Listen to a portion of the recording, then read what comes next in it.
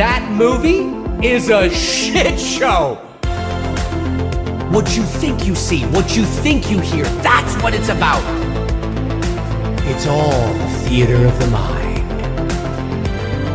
No, it's garbage. It's garbage. Mood and atmosphere. Now that I really like. That's what I'm looking for. That's what I want to see.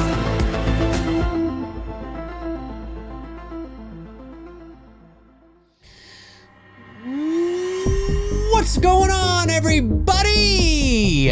What's happening? What's shaking? What's doing? It is Sunday, May the 14th, 2023, 1:07 p.m. Eastern Standard Time. Happy Mother's Day! Happy Mother's Day to all the wonderful moms out there. The wonderful moms, not the moms that are crap. The wonderful moms out there. Happy Mother's Day to all the wonderful moms. Mother's Day. Being a mom, one of the most important jobs in the world. It is. It is. And I hope that all you mothers near and far around the world, you all have a wonderful Mother's Day. I hope that you were able to just, those kind of cliche things. But listen, if you are a mom that has, if you are not a single mom and you are with a husband or a boyfriend or whatever, I hope that the husband and boyfriend is pampering you today and giving you that time. It's your day. It's your day today. So if there's kids, guys, get off your fucking asses and take the kids out. Don't be a lazy schmuck sitting your fat ass in the basement playing video games. Of course, you could be watching me. You can be watching me, and that's totally fine. The moms will be like, oh, you're watching Dave McCray? No, that's fine. That's fine. It's totally cool. You bring the kids to watch as well. I'll try to make this PG. So, but yeah, and if you're a single mom, then you know what? It's really just about kind of spending it with your kids. If you have kids. Oh, I guess if you're a single mom, you would have kids. But, if you don't have a partner, if you're not, in a relationship, a husband, a boyfriend, a wife, it might just seem like a regular day to you, but nonetheless, spending it with your kids or just making it a you day. Maybe you just go out for a walk or you go for a run or, I don't know, you take the kids to the park, you just kind of just chill. It's just a chill kind of day for you moms out there. So sincerely, happy Mother's Day to all the mothers out there. My mom, of course, as many of you know, passed away in 2011, as my father did as well. So my mom, happy Mother's Day to my mother, wherever you are in the ether, wherever you are in the ether out there in the cosmos, wherever you are.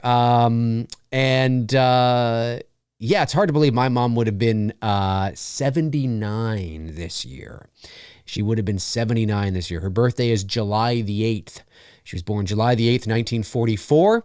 Of course, it's 2023, so next year will be her 80th birthday. But pretty cool nonetheless. Mother's Day to all the moms. Happy Mom's Day. That's right. Evil Alex is already on top of it. Happy Mother's Day.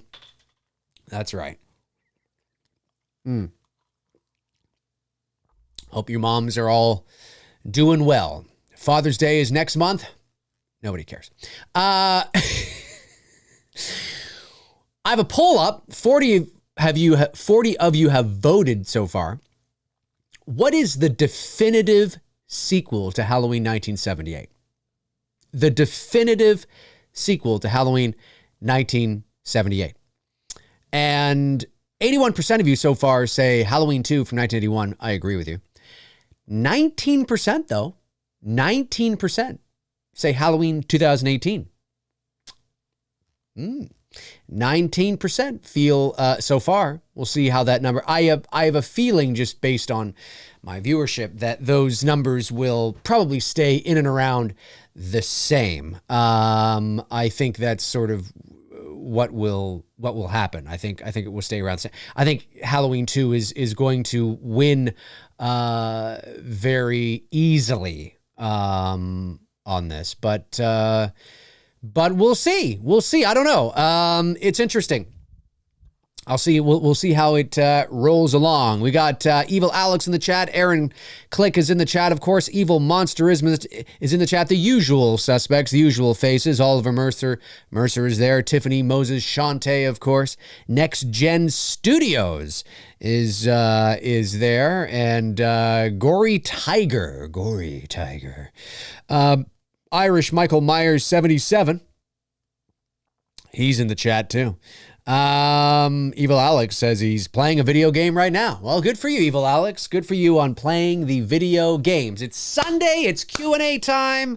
The Billy campaign is at nearly $40,000, which is fantastic. If we go over to the other screen here, we can see it is at currently $39,700 with 386 backers. By the end of the stream today, I would love if that was over 40K. It's $300 away. I think that's absolutely doable. That's a couple of double blues. That's maybe a couple of Lynn Griffin autographs. There's a couple of those autographs on there as well. Only 25 available of each. I might want to pick that up. 48 days left in the campaign. This next week that's coming up, week number 3, is really important because this is the week where we could start hitting that lull. And so it's really important that we get the word out there, that we continue to throw whatever, $5, $10, whatever, pick up a perk for your brother, your mother, your cousin, your dog, your aunt, your uncle, your gerbil, maybe your hamster wants a Blu-ray. I don't know. It's really important that we keep that momentum going. As I've said in past streams, ideally, at minimum, I would like to be at half by the end of the month. If we can be over half, like if we can be in the 75 or even the 70,000 or even just over half, like maybe 65, whatever, that would be great. If we were at this point right now, at the halfway point, I would be very worried. I'd be thinking, I don't know if this is going to happen, guys. But the fact that we're knocking on 40K 2 weeks in, fantastic. That's really good. But we got to keep that momentum going, right? So if we can be at like 50K, maybe 52, 53, somewhere around there by this time next week, do you know what I'm saying? So it really is about getting that word out there, spreading that word, and keeping the momentum going. This is a big thing. But yeah, 39,700 is a great spot to be. But I'd love to be over 40K by the end of the stream. I think that's absolutely doable. 100%, 33%, knocking on 35%, which is fantastic. 386 backers. Maybe we could get to 400 backers by the end of the stream. I'm not sure. But like I've said many times, and I will continue to say, Blu-rays. If you haven't picked up your Blu-ray, pick up the Blu-ray.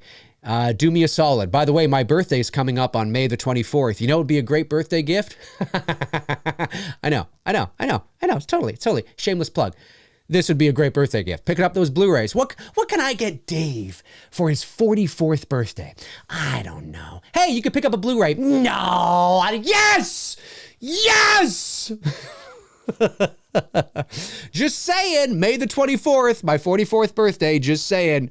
Would be a great birthday gift if everybody bought a Blu-ray, and then that even makes it more possible that we'll be doing that Halloween epic stream. Just saying, folks, just saying. Evil Monsterism says, Dave, how does this rate compare to how quickly It's Me Billy 1 raised money? Great question. We are further ahead, but the budget's also bigger. Right? So the budget for chapter 1 was $60,000.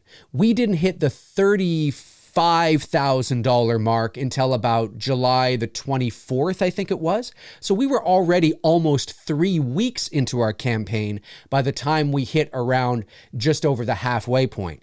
But again, that's the halfway point. This is only 33%. So our budget is bigger, which often is the case when you obviously, do a sequel, and, obviously we're a union gig, and obviously we have Olivia Hussey on board, and obviously things have gone up in the world, and, there's a variety of reasons why, the budget has gone up. So we're in a really good spot. I mean, $40K in 2 weeks is really good, but I don't want to be at $41K at the end of 3 weeks. Do you know what I mean? So that's what I always talk about. You've heard me talk about the lull on this channel, right? And Indiegogo campaigns have that, especially when you do a 2-month campaign. People come out of the gate all excited right off the bat, which is great. You want that. I said that to you guys. We all want to come out of the gate so we have that strong start, which is great. But there's always that lull in the middle where, the novelty wears off. People are kind of getting used to it. They're kind of checking out, doing other things or whatever. But we just got to keep that momentum going. And as I've said many times, picking up, it's not that difficult. With the thousands of people that follow me across all my socials, we should be able to do this. We should be able to do it. And I'm talking to you. I'm talking to not the people that have already. I'm talking to all the people that can and haven't yet, because maybe they're just not into Black Christmas or whatever the case is. Do me a solid, folks. I love you guys. I appreciate you watching. Do me a solid. Pick up a Blu-ray.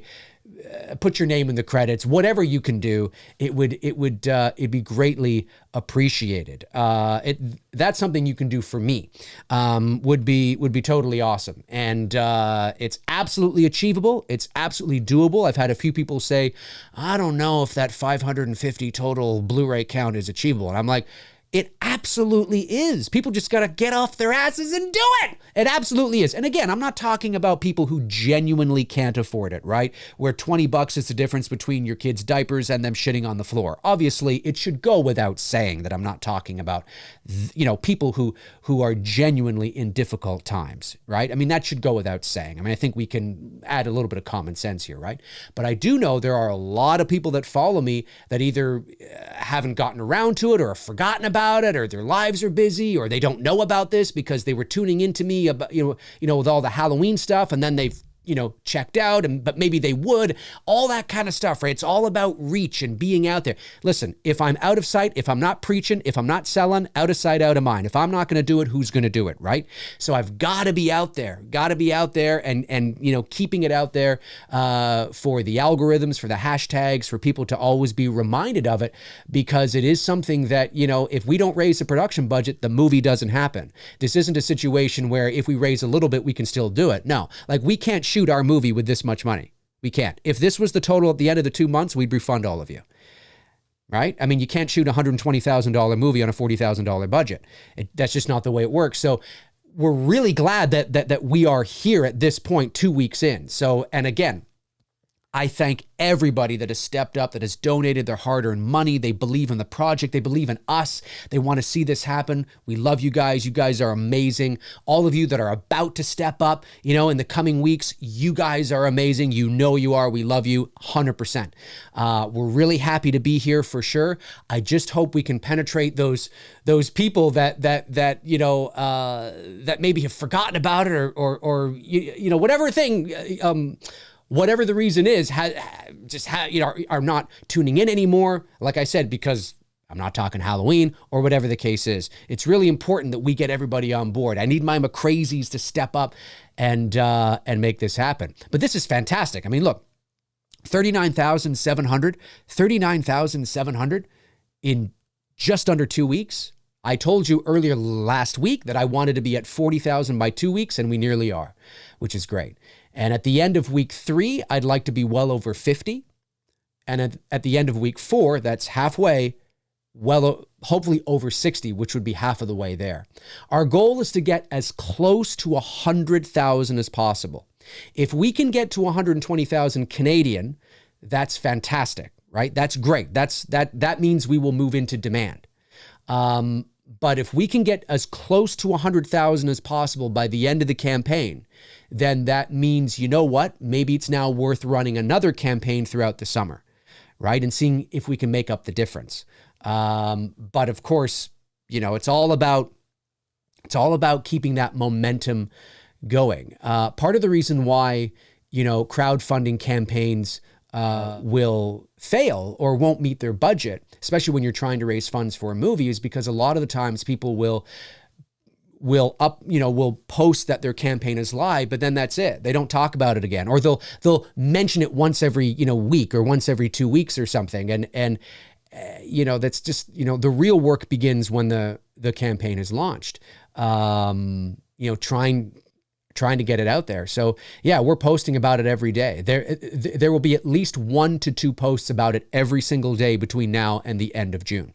And that's not to, it's not to remind those who know about it. It's to remind those who forget about it, or those who are, oh yeah, that's right, I gotta do that, or oh yeah.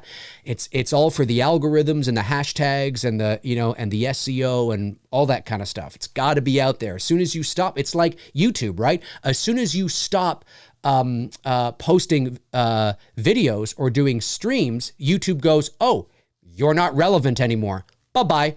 And then you go down the chain, and your videos don't get shared and your streams don't get shared, and nobody's talking about you, nobody's watching you, right? It's the same thing with this kind of stuff. You got to be out there and always current. And that's what we're trying to do. And there's a big perk that is dropping tomorrow, which we will start off the top of the week at, that some of you might be interested in. It's a higher tier, but some of you might be interested in it. Let me see here. So yes, to answer your question, we're further along than we were in the first campaign, but we also have a higher budget, so it kind of evens out at the end of the day. Let's check our poll. What's happening with our poll here? 81 people have voted. What is the definitive sequel to Halloween 1978? Halloween 2 from 1981, 78%, but 22% are saying Halloween 18. 22% are saying Halloween 18. Pretty cool.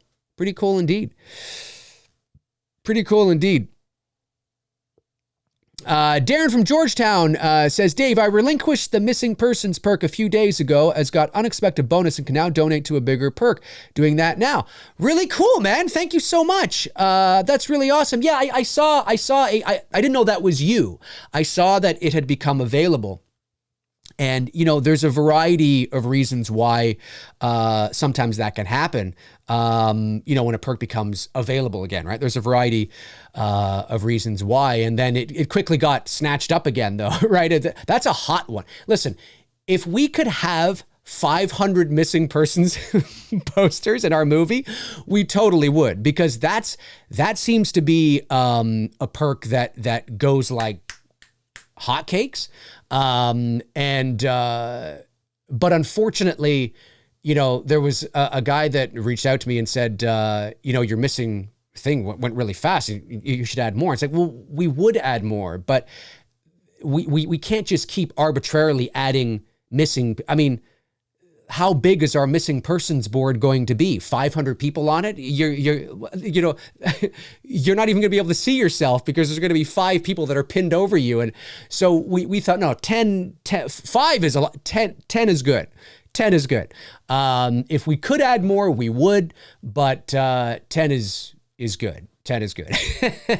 10 for the total. Now, if you pick up one of the 5 executive producer perks, right, which is a gigantic tier, you will get that as well, because the executive producer gets all the perks and all the perks that will come after as well. So obviously we are introducing perks throughout the campaign, right? Like I said, there's a big one dropping tomorrow that some fans might like. It's a higher tier, but some, might, so we'll be doing that throughout the campaign. There's some good things to come still and all that kind of stuff, just to try and drive traffic to it and all that kind of jazz. So, but yeah, no, I appreciate that, man. I do. Thank you very much. Really appreciate the support. Super chat comes in from Josh McKenna, sends in $9.99. Thank you, Josh. By the way, Josh, I think you picked up a Blu-ray today, a double blue. Thank you very much for that. Really appreciate that. Says, 1, if you could meet Harrison Ford, would you rather take a selfie or ask for an autograph? If you could only choose, which one would you go for? 2, when will the Billy-a-thon be?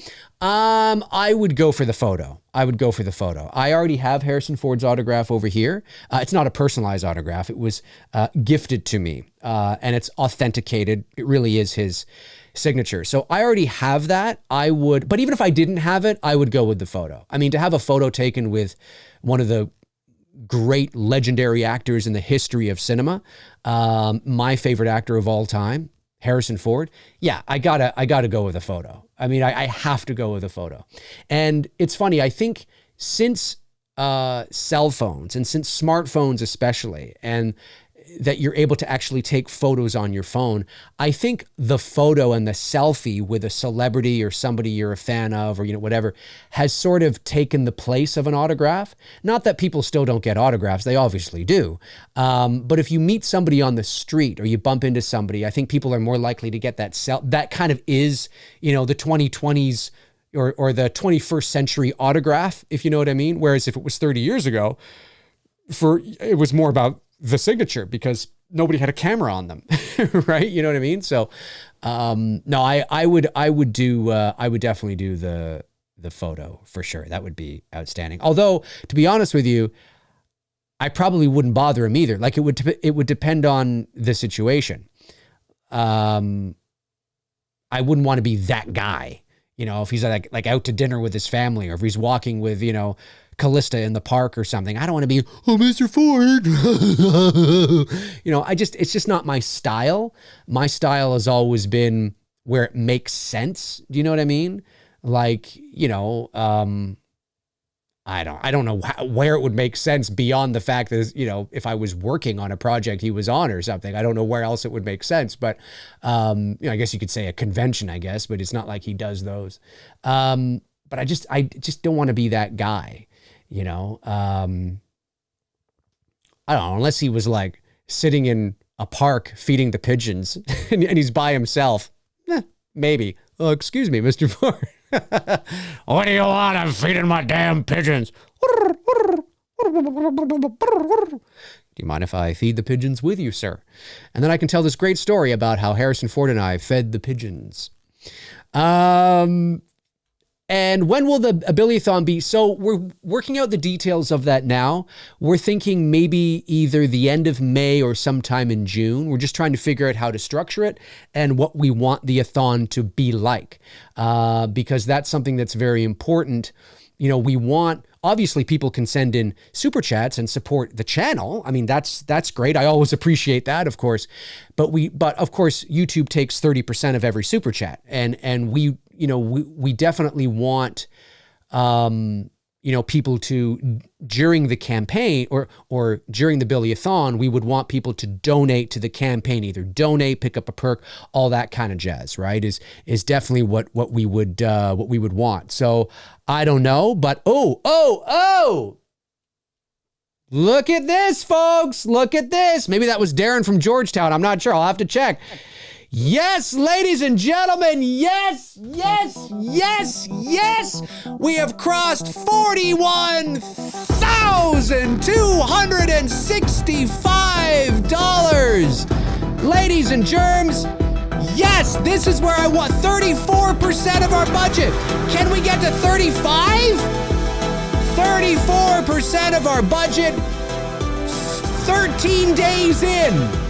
13 days in, 41,265, 389 backers. I'll have to check and see who that was. Whoever you are, if it's one person, if it's three people, you are amazing. You are making this. That's why I love you guys, man. You're stepping up. You're making it happen. Like I said, it doesn't take a lot. It just takes a village coming in, buying Blu-rays, maybe buying a Lynn Griffin autograph. You know what I'm saying? Incredible stuff, folks. Incredible stuff. 41,265. We had a slow Saturday yesterday, so it's nice to see. It's nice to see that today for sure on the cusp of 2 weeks. This is great. Just think of it this way: last Monday, so a week ago tomorrow morning, we were at 29,000 even, like on the dot. 29,29000. 29,000 even, and now just 6 days later, we are nearly $12,500 more. Listen, I mean, if we can have a week like this every week, we're going to do it. we're going to do it. If we can have a week like this every week up until the end of the campaign, we'll definitely do it. However, of course, having gone through this already and have watched other campaigns from afar, I do know, again, there is that lull. But this is fantastic. Thank you so much. Amazing. You're amazing. This is what we want to see. Again, folks, if you are in the United States, you are seeing a number that is smaller. You're probably seeing a number maybe around the $30,000 mark, 29,000, something like that. If you're in the UK, you are also seeing a number that is smaller. This is Canadian dollars. Somebody asked in the discussion section on the campaign, somebody asked a great question. They said, why is it that on certain days I will see the budget at 89,000 something something, and on other days I will see the budget at like 88,000 something something. This is for you guys in the US. I don't know off the top of my head exactly the reason why you would see that. My thought is, as I mentioned to the backer in the discussion, is it probably has something to do with the exchange rate because it's always changing. Our number of 120,000 never changes. It never changes. But 120,000 Canadian, today might be 89,425 US, let's say, right? And then you fast forward a week, depending on how the dollar fluctuates, maybe next week it'll actually be worth 88,910. So every time you log into the campaign, you might see slight fluctuations in that USD because of the exchange rate. But we're not changing that. We can't change it, right? Once the budget is locked in at 120,000, that's what it is. 120,000 Canadian. That will never change. It will never change. So you might see slight variations on your end in the UK and in the States because of the exchange rate. But yeah, amazing stuff. You guys are just unreal. I love you guys. Like, this is what I wanted. 41,000. Hang on a sec. 41,000. Oh shit. You know what? I just realized 41,000. I just realized that, wait a minute. Thought we were over 41,000. Holy shit. I thought, for some reason, I thought that was 40,265. 41,000. Wait a second. 41,000. That's an associate producer perk is what that is, I think. Or maybe it's a couple of perks. I gotta do this again. 41,000. That's a huge leap. Ow, 41,000. I was completely out to lunch there. For some reason, I thought it was 40,000. For some reason, I thought I was seeing 40,265. I'm seeing 41,000. That's a difference of nearly $1,500. Dang. Because we were at 39,700. And now we're at 40. I was completely out to lunch. I had so many thoughts going through my head. For some reason, I read that as 40. I mean, I know I said 41, but in my head, it did not compute that we had literally just jumped $1,500. It did not compute in my mind that that's exactly what happened. That's incredible. That's incredible. Let me jump over here. I want to actually go see and give a shout out to exactly who that was and how this all came to be. We have Darren from George. So we have William Major just donated $25. Thank you so much. Edward Nito donated $20. Thank you, Edward. Amazing. And Darren from Georgetown became an associate producer. Fantastic. Absolutely fantastic. Amazing, Darren. Amazing. Amazing stuff. You guys that means a lot. That's outstanding. Thank you so much. Let's see if we can keep going. Let's see if we can get these backers to 400. That would be outstanding. Maybe we can knock on 35%. That would be incredible. Like I've said, tomorrow there is a big perk that is dropping tomorrow. It's a higher tier. I will let you know now that it is a co-producer tier that is dropping tomorrow morning. It is higher. But I'll just say there's something in there that some fans might be interested in, those fans who have deep pockets or got bonuses or know a rich uncle or something like that. I don't mean it's not as high as the executive producer tier, but it is higher than the associate producer tier. But when you see the thumbnail drop tomorrow, you'll know what I mean by, oh wow, okay, that's really cool. And there's lots of goodies in there as well. So that'll be tomorrow, just to let you know. Those of you that maybe have been waiting and holding off or whatever. But listen, Darren, becoming an associate producer is fantastic, and I really appreciate that very much. Your name will be in the end credits under associate producer. You will get an associate producer credit on IMDb, of course, and of course your name will also appear in the special thanks section of the end credits, and we will continue to. And there's other, obviously, you saw the other things that you get with it. So really appreciate that, man. I appreciate you stepping up like that. That's unbelievable. That's totally awesome. And of course you get the invite to the premiere, which is great now, which is awesome. I don't think the associate producer credit includes the be in the movie. Nor does the producer credit. That's an executive producer thing. But you have to structure certain things like that, right? You can't give everything to everything, right? Because then there's no incentive, right? But yeah, so tomorrow there will be, just to tease my audience, there will be a co-producer credit dropping, co-producer tier. There will be 4 of them, 4 available dropping tomorrow. Not as high as the executive producer, but higher than the associate. And that should be interesting to see if anybody wants to pick that up. But amazing stuff. Thank you so much, Darren. You're amazing. You're an associate producer on It's Me, Billy Chapter 2.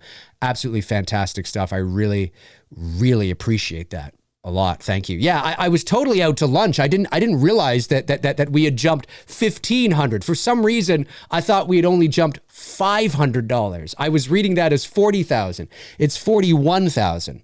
Bang. That's what I'm talking about. Stepping up like that, getting a bonus at work and just stepping up like that it's truly humbling, guys. It really is. Like you have no idea. You have no idea. Truly humbling indeed. Peter Juan, is that how I'm saying that? We'll be buying Blu-rays next payday. Looking forward to this installment. Thank you very much, Peter. Really appreciate that, man. Thank you so much. That's what I'm talking about. Let me see here. Evil Monsterism says, so what happens if the dollar crashes a day before the campaign ends? Well, then we might be in trouble. I don't know. Might be in trouble. Then maybe it's not. I got to think about how that would work. Would it be easier to get to our campaign? I don't know. Our goal? I have no idea. Dave is, I am freaking out. I was, because like I said, I read, you heard me say 41,000, but it wasn't computing. I was seeing and thinking 40 in my head, which still would have been amazing, by the way. It still would have been amazing. But Darren stepping up like massively today. Unreal. Darren, it says, Dave, do you have any movement on getting on shows or podcasts to promote? Yeah, so we are working on that right now. I know that Frank and Darren of the Slaughtered Lamb, I'd like to get on with them. I know they invited myself and Bruce on. We just have to work that out. Although we're in the same community as them, because they do a lot of, and obviously there is overlap from this channel to theirs, they also have a bit of a different audience than I do as well because of the content that they do. So it's absolutely, and they're just great guys, period.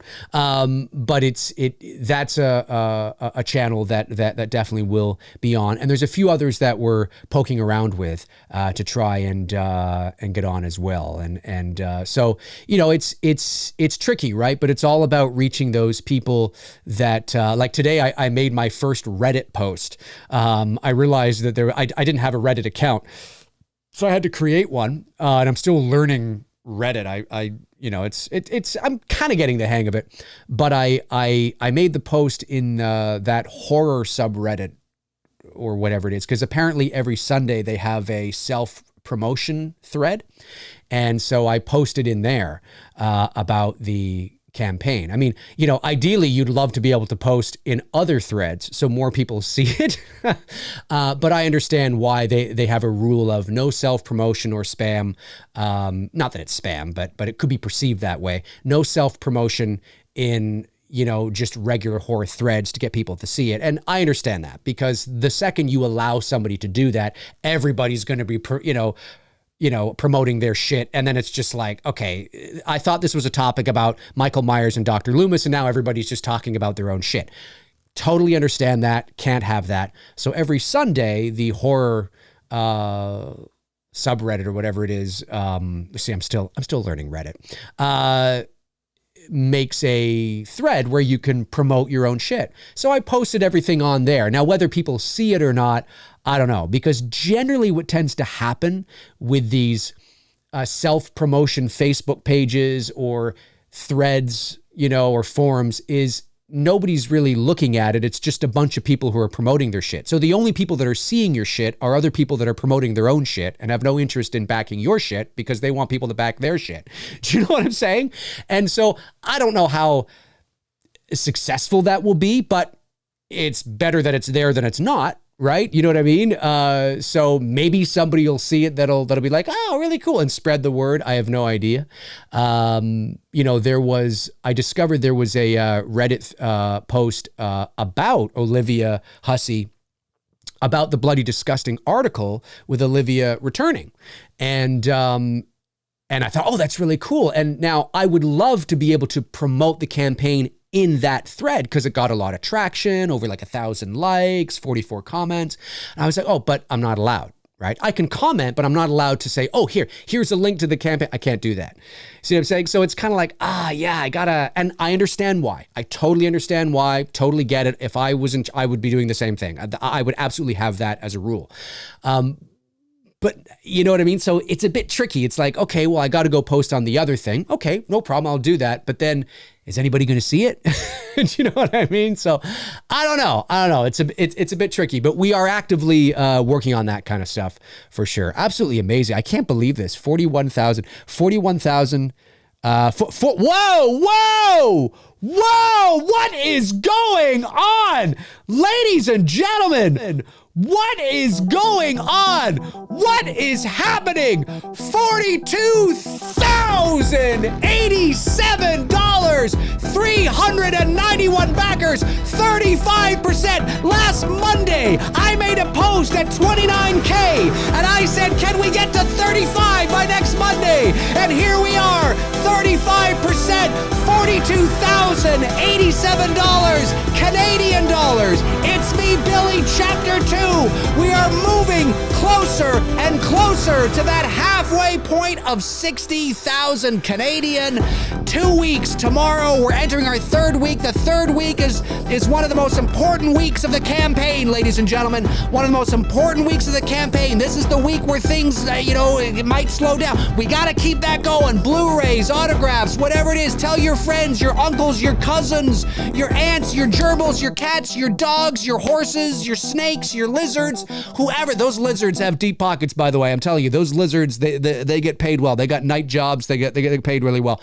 Those lizards, I'm telling you, if you have a lizard, if you have a bearded dragon, if you have a gecko, if you have a whatever, those bearded dragons keep all their cash in their beard, which is why their beards turn black and things. I'm telling you, those bearded dragons are loaded. So just know that you can totally incredible. What the hell? Let's go back over here and see who just fucking dropped another bomb. Absolutely insane. What do we got here? What's going on? Cody Snyder, one of my great mods. Cody Snyder picks up the 2 dudes and a guest. That's the last 2 dudes and a guest, I believe. Cody picks it up. Unreal. Michael Maxfield also picked up a Chapter 2 Blu-ray. So you've got Cody Snyder going hard into the paint with the 2 dudes and a guest. Michael Maxfield picks up the Blu-ray. Thank you, Michael. Really appreciate that. Unreal. Wow. Holy shit. 42,087. It's great to see this too, guys, because like I said, yesterday was a slow day, which is, that's I talk about this, right? There's valleys and peaks to campaigns, and things like that. But I think yesterday we only generated like $100 or something, which I was okay with because we were so far ahead. We were already at like 39, K. So I was like, okay, this is good. Saturday, it's the weekend, right? This is great to see. This is a great bounce back. This is great. It's like the stock market. You know what I mean? It's great to see. Guys, we're 8,000, less than 8,000 away from 50. My God, this is fantastic. This is really great. The Violator sends in $9.99. Thank you, buddy. Says, what's up, Dave? Hope you're having a great day. I am having a great day. So far, so good. Happy Mother's Day again to all the wonderful mothers out there, and who are with us and who are no longer with us, of course. Really cool. Yeah, thanks, The Violator. I appreciate that very much. Let me see here. Loose Quarter says Never Hike Alone 2 is coming out. Can't wait. Yeah, I can't wait for that either, man. I can't wait for it either. What Vince is, you know, and his team are doing over there with Friday the 13th is just fantastic. Vince is a great guy. A lot of fun to chat with and shoot the shit with and joke around with and hang around with. We actually had this really cool idea. I won't say what it is, but it's we came up with this funny movie idea when we were on the set of Dylan's New Nightmare. And it was really funny. I'd love to do a poster for it. It's just we were just shooting the shit one night after we wrapped production, and we were just laughing so hard. Yeah, no, he's a great guy, and look, his team is doing fantastic magical work with Never Hike Alone, and it's scheduled to be released this October, Friday the 13th, October 13th. Never Hike Alone 2. Yeah, I'm fucking excited for it, man. 100%. Amazing stuff. Yeah, Cody, dude, unreal. Again, for those of you that are just joining us, we've reached 42,087 today. Absolutely incredible day. 391 backers, 35% of our budget, 48 days left. That will change to 47 days left at about 4 p.m. Eastern today. That's about when it changes over for some reason at 4. I don't know why, but anyway, that's when it does. And tomorrow morning, obviously, is the beginning of our week 3. Starts tomorrow, and we will be launching a co-producer perk tomorrow that some of you might be interested in. Higher than the associate producer perk, lower than the executive producer perk, but some really cool goodies in there that you may like for those of you that maybe have been waiting to kind of see. 4 will be available. But what Cody and Darren have done today is fantastic. Fishing with Fishgall says, Happy Mother's Day to all the wonderful mothers out there and mothers who couldn't be with us today. Could not agree more. Unreal. Let's check our poll out.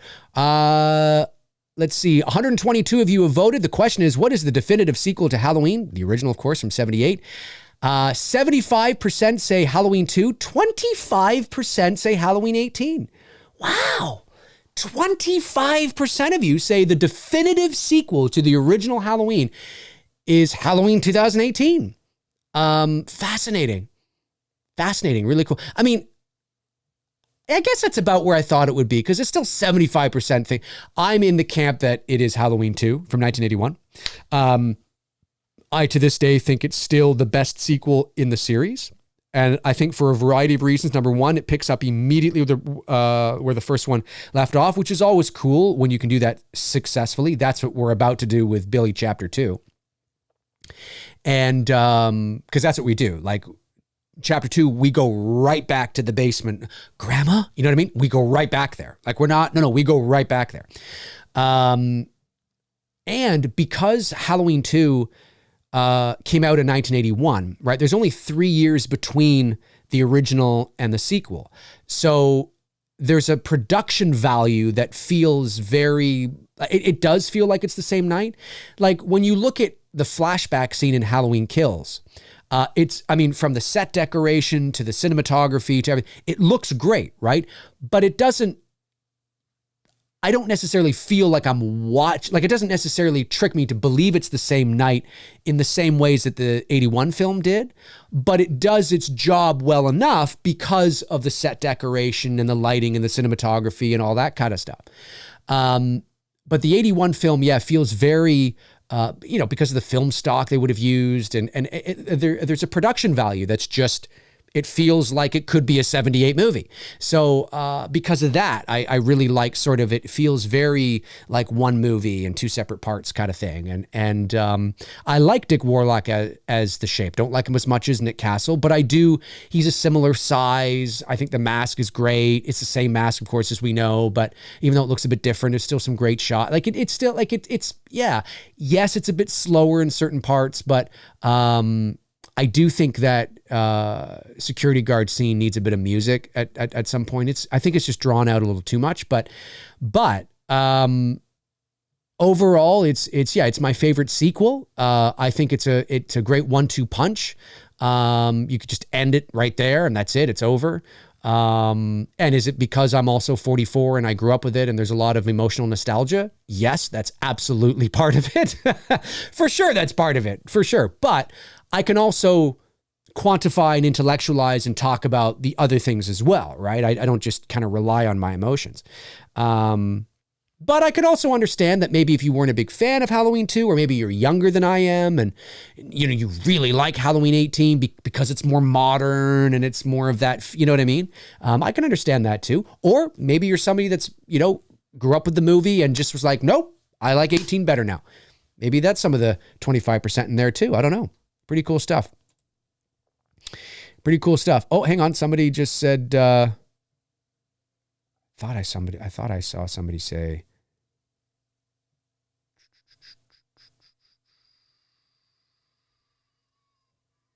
there it is. Yeah. I was going to say, I thought I saw somebody. Darth Payne says, Dave, if you sell 1,000 Blu-rays, we need an additional 8-hour stream of you on Halloween night watching six to Rob Zombie 2. I don't know if I could do it Halloween night. I'd probably have to schedule it for maybe at a later date. Listen, if we sell an additional 1,000 Blu-rays, I mean, what would that be? Let's say we sell, like from this point forward, let's say we sell an additional 1,000 Blu-rays of the single Blu-ray. Let's say it's just the single Blu-ray. That would be 60,000 Canadian dollars.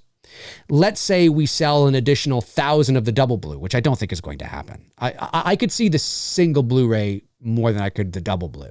But just for shits and giggles, let's see. That would be $105,000. I'm spitting all over the place here. It's crazy stuff. But yeah, no, we're not that far away from where I mean, we are, but I mean, it's totally achievable.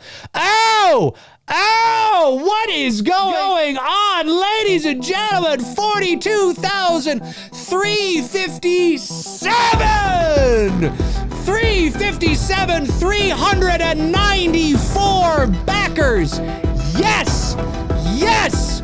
Jesus Christ, Latter-day Saints, what is going on? This is amazing. This is what I'm talking about, folks. The community is stepping up. They want to see the Olivia Hussey reprise her role as Jess Bradford, one of horror's first final girls. You're going to see it. She's going to fly in from LA, folks. She's flying in. She's ready. She's locked and loaded and ready to go. This is it. We got to raise the budget. We're making Black Christmas horror history here, folks.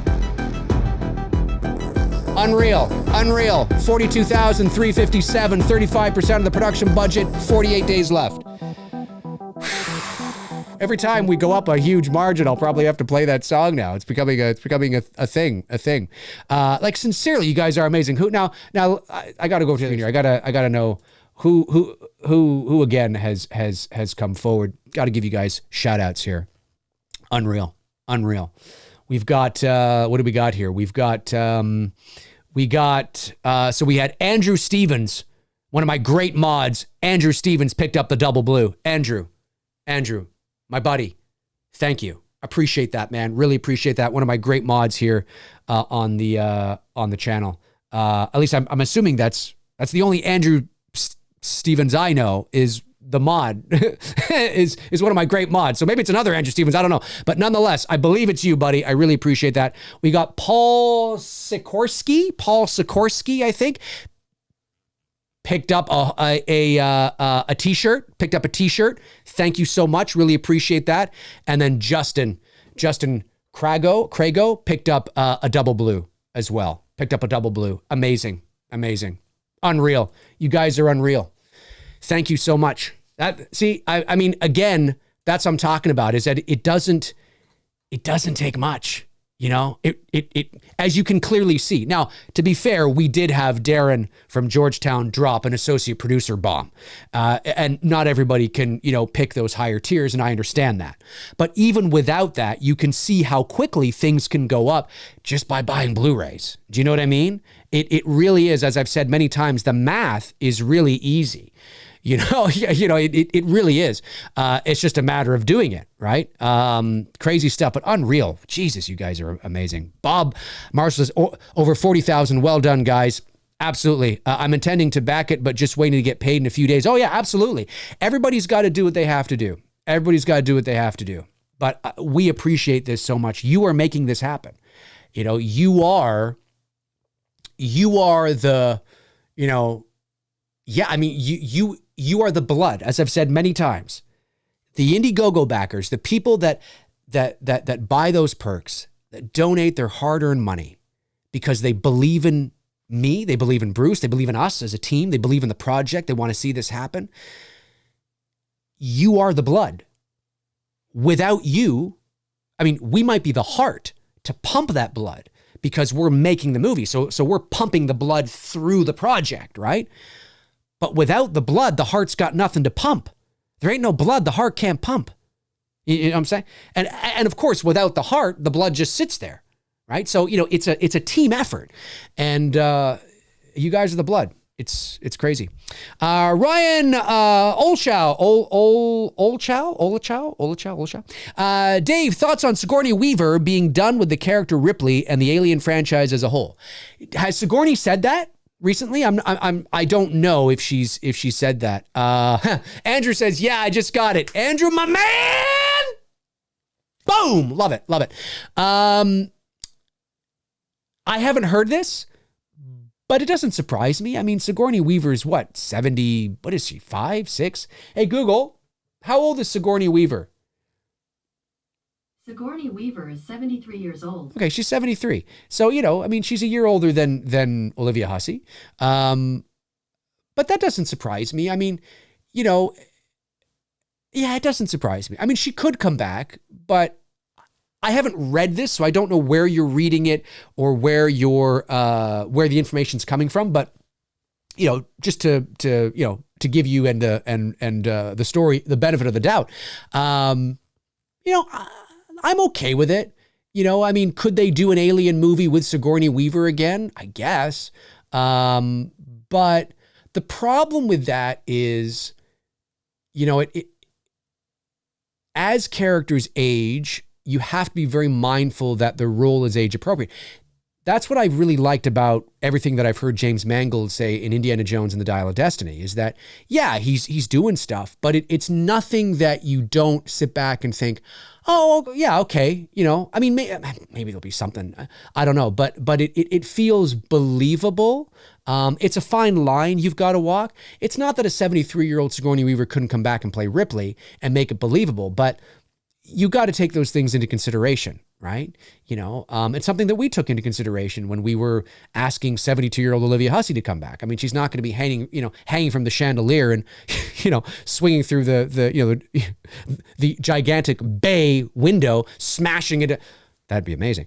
But you have to factor those things in, right? You know what I mean? And then it actually helps the story when it's age appropriate. Now that doesn't mean that they have to be, confined to a chair, for the whole thing, but you have to be mindful of that kind of stuff, and so Sigourney Weaver looks to be in great shape for sure, healthy. But also I think, again, without knowing any details of what she said, maybe she just has no interest. That's always a possibility too, right? We have to remember that fans, we look at movies very differently. It's very different to watch a movie and fall in love with characters and story than it is to make the movie. Most actors are not as attached to their franchises as the fans are. Most actors don't know anything about, they do a movie, they go on, it's a job, they go on, they do other things. It doesn't mean they don't have appreciation for it, or they don't, appreciate the fans and the support, of course, but they're not reading about it on social media. They're not watching these videos. I mean, maybe when one of their movies first comes out, maybe Jamie Lee Curtis might have been, looking at some videos. I don't know. Probably not, because she herself admits that she doesn't even like horror movies. Even Olivia Hussey has said in many interviews that she doesn't really like horror movies, right? Because there's a big difference between being in a horror movie and watching a horror movie. Being in a horror movie isn't scary at all, right? You know what I mean? Because you have a different perspective on it. So, but yeah, I would say that there's a big, yeah,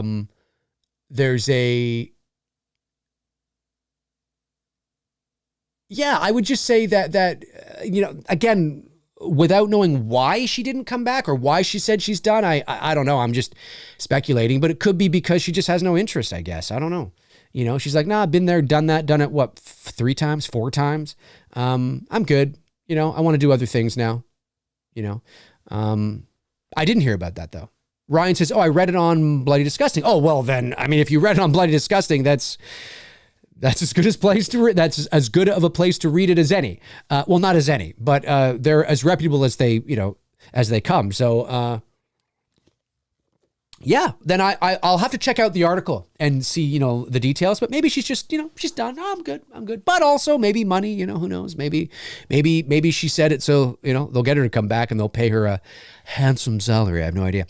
Darth Payne says, man, I hope Indie is good. We just want it to be a good film that feels naturally organic to the character. I have a feeling it would be. Listen, you're always going to get people that are going to tear it apart, no matter how good it actually is.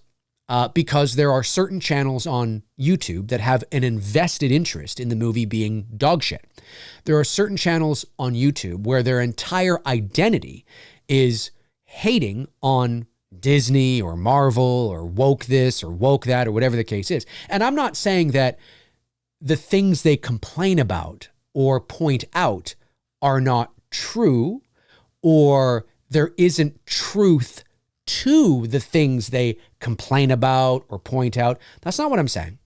What I'm saying is that when you build your entire identity, right? Your entire identity of your channel and is just that, is just Kathleen Kennedy sucks, Disney sucks, woke this, woke that, woke that. Like that is every video you post about. And I'm not talking about any specific channel. I'm just talking about the channels that I sometimes see go by in my recommendations, that every thumbnail I see is somebody going like this or, big red eyes or, whatever. I'm just like, who are these guys? Who is this channel? And then I look and I'm like, it's everything. When the identity of your channel becomes that, you create an expectation and an association. So you then attract followers that will, by and large, agree with you, right? That's the groupthink mentality. That people will tune in because they like to tune in to hear you rant and rave about, woke this and woke that. Well, if you go to the theater and you watch Indie, and let's say you think it's fucking fantastic, like it's fantastic, maybe there are some channels that have the maturity to be able to step forward and say, hey, listen, we thought it was going to be dog shit, but you know what? It's actually fucking great. Maybe there's some channels that build their identity around this kind of thing that do have the maturity and do have the professionalism and the authenticity to be able to actually say that to their viewers. But I can't help but feel that even if they felt that, they would do their best to try and find something they didn't like, because that's what their viewers are expecting, right? They're expecting them to, fucking Indy and Phoebe Waller-Bridge and women and wokeness and blah, blah, blah. And again, I'm not saying there isn't truth to some of the things they say, but when your entire channel is built around that identity, it pigeonholes you to the expectation of now you got to come through. You know what I mean? We kind of saw it with the Avatar stuff, right? All those channels. Avatar's going to bomb. Fuck Avatar. Nobody cares about Avatar. Avatar's going to sink. Look at that. Only 135 million opening weekend. Fail, bomb, fail, bomb. Then it ends up making $2.3 billion at the worldwide box office. And now you don't hear a peep out of those channels. Because they can't come on and go, well, I guess I was wrong. I mean, maybe somebody did somewhere, but generally speaking, they can't do that because it goes against their identity, right? They gotta, and so it's just, I don't know where the fuck I was going with this now, but, where was I going with this? I can't even remember now where I was going with this. Somebody said, so God, my mind's all over the place. Organic to the character. Indie. Right. And so I'm all over the place. I would definitely say that, maybe it will be everything that those channels say or point to that it will be. It's nothing but this, that, and the other. And maybe it will be, but maybe it won't be. And maybe, and just because Phoebe Waller-Bridge, is, I don't know, punches somebody in the face. There you go. There it is. What about Marion from the first movie? She was fucking kicking ass and taking names. Hello? But that doesn't count. That was better. Okay. All right. Listen, with James Mangold on the helm or at the helm, and I have no doubt that at the very least, it should be at the very least a movie we walk away from going, you know what? That was good. That was fine. It was fine. Maybe it doesn't meet all our expectations. Maybe it isn't the rah, wah, that we want it to be. But I highly doubt with James Mangold directing that it's going to be dog shit. Like epic, absolute dog, smelly, trash, dog shit, the worst movie ever. I highly doubt that. This is the guy that's done Ford v Ferrari, 310 to Yuma, Logan, Walk the Line, Copland. I highly doubt. Now, Indiana Jones, it's dog shit. Absolute dog shit. The worst piece of shit movie. It's not going to be that. It might not be what you want it to be, but it's not. But if you take it at face value and you just go in and watch it as is, hey, I'm watching an 80-year-old Indiana Jones movie. Okay, let's just take it as it is, a fun adventure. And maybe by the end of the movie, we're like, you know what? That was good. That was fun. That was charming. It was sweet. It was good. It was funny. It had adventure. It was an Indiana Jones movie. It's all I could ask for, right? I mean, at the end of the day, that's all you can ask for, So that's how I feel about it anyway. Let me see here. Where we are. It's unreal. Yeah, unreal. Fear of the Phantom says, Happy Mother's Day to all the beautiful moms out there. Dave, who is your favorite movie? Who is your favorite movie or TV mom? Oh, that's a good question. I love that question. Fear the Phantom. Fear the Phantom. My favorite movie or TV mom. I think the mom in the Goonies is kind of cool because she kind of just lets the kids do whatever they want. But I would say,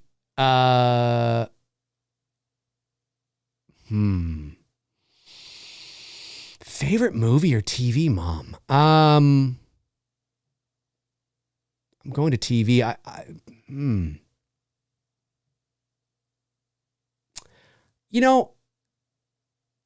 It's funny. I don't know. That's a really good question. I was going to say Claire Huxtable from The Cosby Show. And I know, Bill Cosby. I know. But let's just think about the characters for a moment. I always, because two things can be true at the same time, right?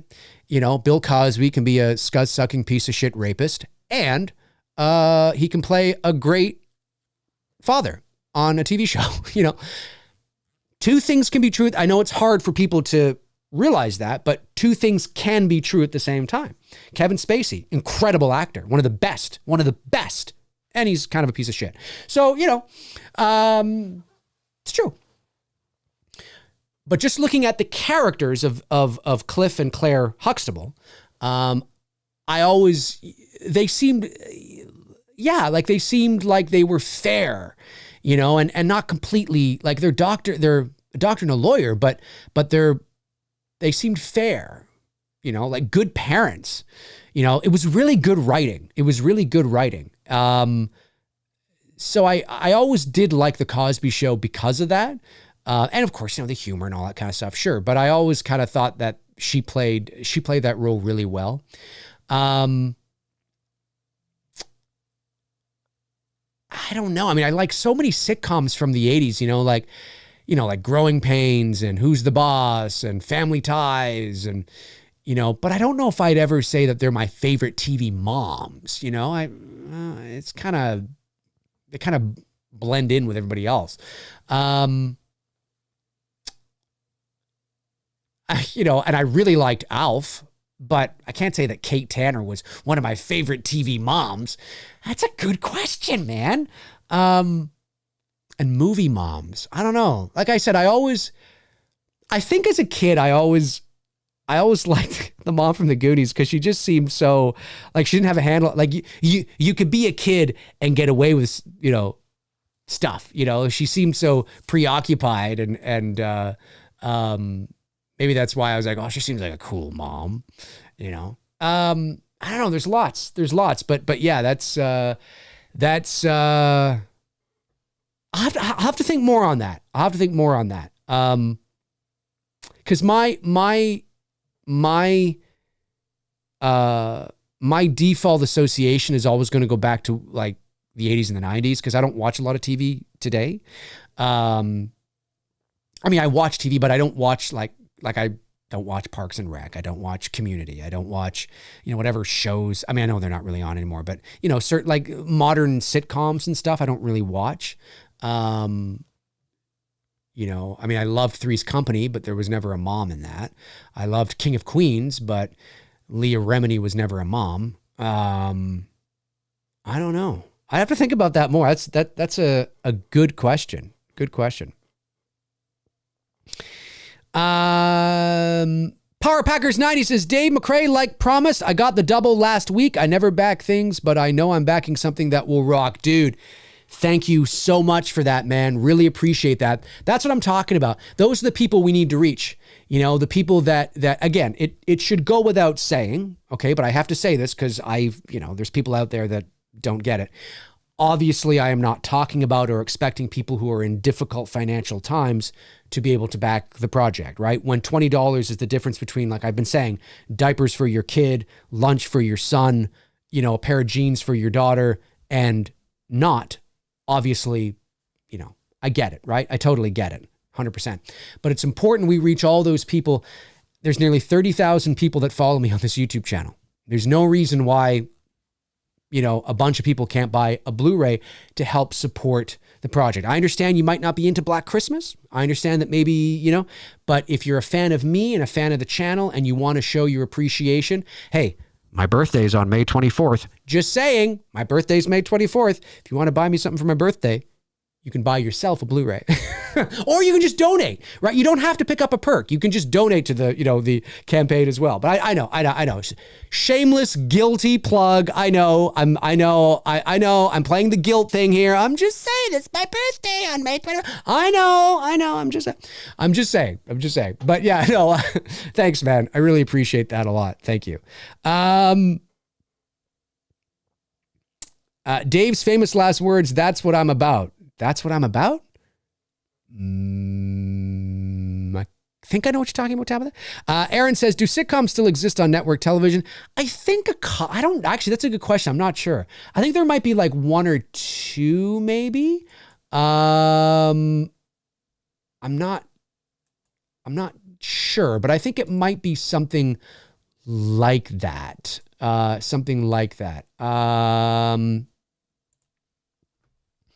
Let me see. Hang on. I'm doing a couple of things here. Trying to find my other. There we are. I think there's a couple of streams that are still on. A couple of sitcoms that are still on network television. Oh, look at this. Look at this, ladies and germs. We've gone up again. Let's see this here. Love it. I love it seeing going up. Who was it? Let me just get this where I go over to the other screen. We got a shout out to Thomas Christie, who picked up the Lynn Griffin Snow Globe. Shout out to Thomas. You're amazing. Thank you, Thomas. Appreciate that. They're really cool. They're really cool. And I think there's only like 7 or 8 snow globes left.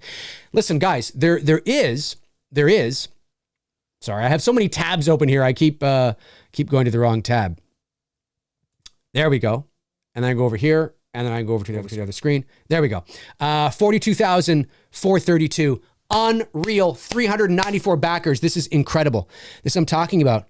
I also want to point out, for those of you that may not follow me on social media, or maybe you've forgotten, this is a really cool perk. Let me just scroll down here. Well, all the perks are cool, if I do say so myself. But there's 2 that we added the other day, which are really cool. And there's the snow globes. Oh, 19 out of 25 have been taken. 19 out of 25 have been taken. So there's only 6 left. You might want to get in on that.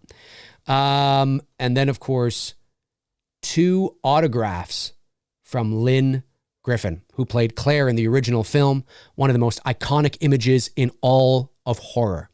There's 2 photos up for grab. There's this one here, the profile shot, kind of a silhouette next to the window with the bag overhead. That's fucking iconic. That's fantastic. 1 out of 25 claimed, so there's 24 left. And then there's this one right here. There's 3 of these claimed, so there's 22 of these left. That's a great one too. That's awesome.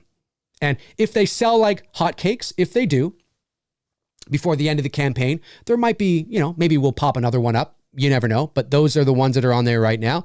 And there's, I don't want to say too much yet. I'm just saying those are really cool. Again, you're seeing the price in Canadian dollars. If you're in the US, you'll see it a bit lower.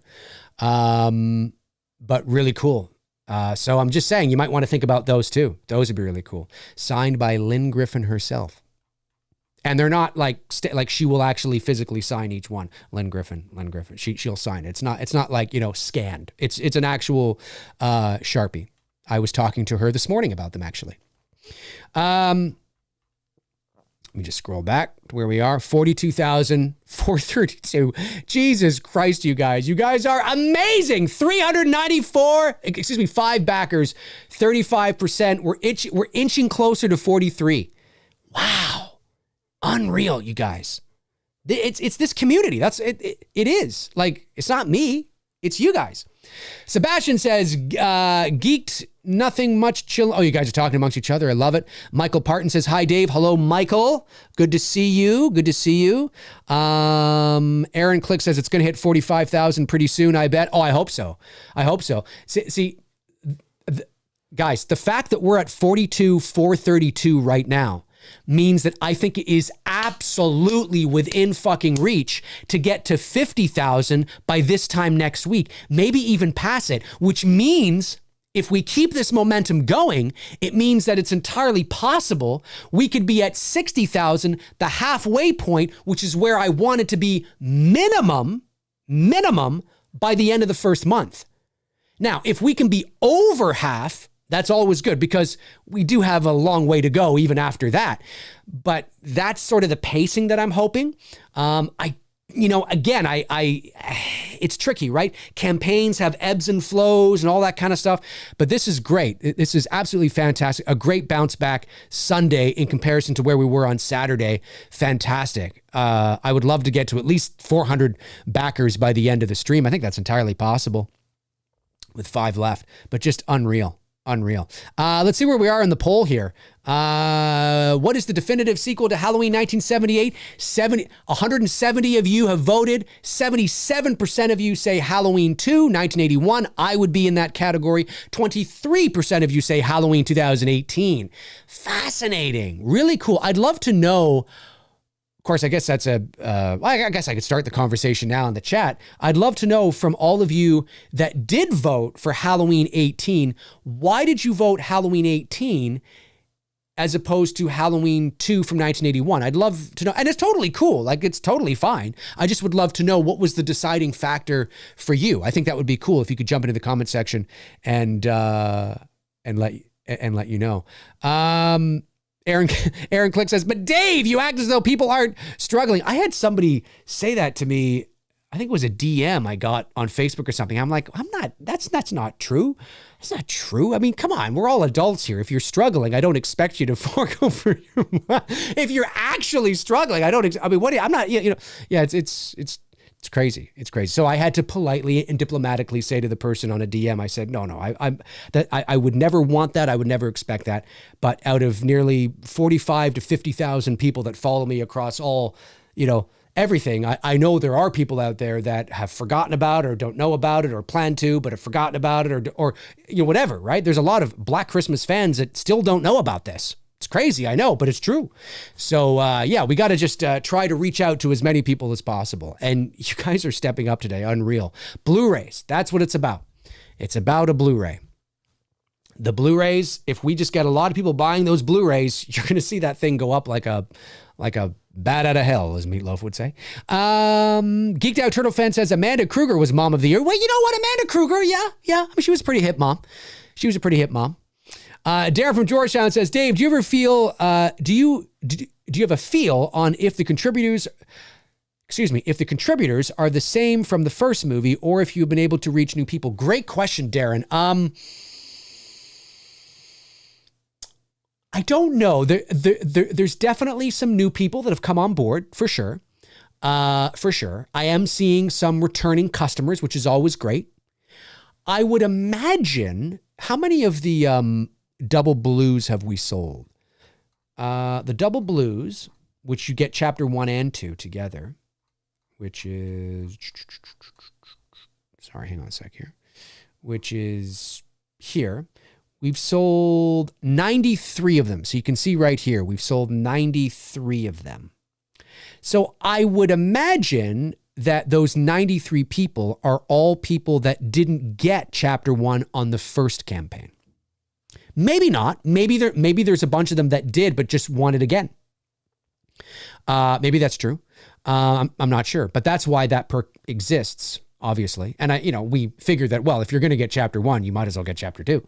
But you can get chapter 2 by itself. If you already have chapter 1, you can absolutely get chapter 2 by itself. You can get the teaser cover right there. And you can get the official cover right there. And we've sold 72 of those and just 10 of the teaser cover. So it's a good question, though. I don't know for sure, but I think it's a bit of both. I have heard from people in comments and DMs and stuff saying, I missed out on the first campaign, but I'm definitely going to, donate to this one or whatever, which is great, which is absolutely great. So we're very thankful and excited that you guys are stepping up. We're not going to let you down. I mean, obviously, the only thing Bruce and I can't promise is that you'll like the movie. Now, that's not us saying that you're not going to like the movie. That's any feel, like you can't promise that, right? Like if you guys go make a movie, you can't promise I'm going to like it. It's like when you go to like a video, like I remember when I worked for a video store way back in the day, I had a customer, honest to goodness, come back. He was an older guy and he comes back and he wanted to return the movie. And I was like, oh, what's wrong with it? It was back when, it was VHS, right? I was like, is there something wrong with the tape or, did it, and he's like, no, I just didn't like it. And I'm like, oh, well, I can't give you your money back if you didn't like it. He's like, well, yeah, but I didn't like it. I'm like, yeah, but we don't guarantee that you're going to like it. You know what I'm saying? So, I mean, obviously because movies are art, right? We can't like guarantee that everybody's going to like the movie, just like we couldn't do that with the first one. But what we can guarantee is that we will continue to work our asses off and we will continue to deliver a professional product through and through, just like the first movie, and do our very best to pay honor and respect to the original Black Christmas, to our first part, and to deliver something really special for Black Christmas fans and horror fans. That's definitely something we can promise because we're working our asses off to make sure that that happens, which is why we worked our asses off to make sure we could get Olivia in the movie. So we can definitely promise that for sure. And just, yeah, the amount of generosity that I'm seeing here on this campaign is unreal. It's just absolutely crazy. Oh, unreal. We've gone up again. You guys, look at this. We're where are we here? Here. There it is. 42,507. 42,507. Unreal. Let me I got to see what Who is that now? Let's see. Give a shout out to. Is it Kurian? Saren Kurian? I'm butchering your first name, and my apologies, but you know who you are. You picked up a Lynn Griffin Snow Globe as well. Amazing. Thank you so much. Really appreciate that. See, and look at that. It bumped up. See how crazy. I think there's only 5 left. So I think those snow globes are going to sell out for sure. The tree ornaments sold out. So the 2 Be in the Movie perks have sold out. The tree ornaments have sold out. The snow globes are on the verge of selling out. Some people have asked, are you going to bring them back? Maybe. It depends. It depends. We don't want to overwhelm Lynn, with all these globes and these Christmas ornaments. But it's possible. It's possible. But yeah, I mean, that's just 42,507. Yes. 35%. 396 backers. Unreal.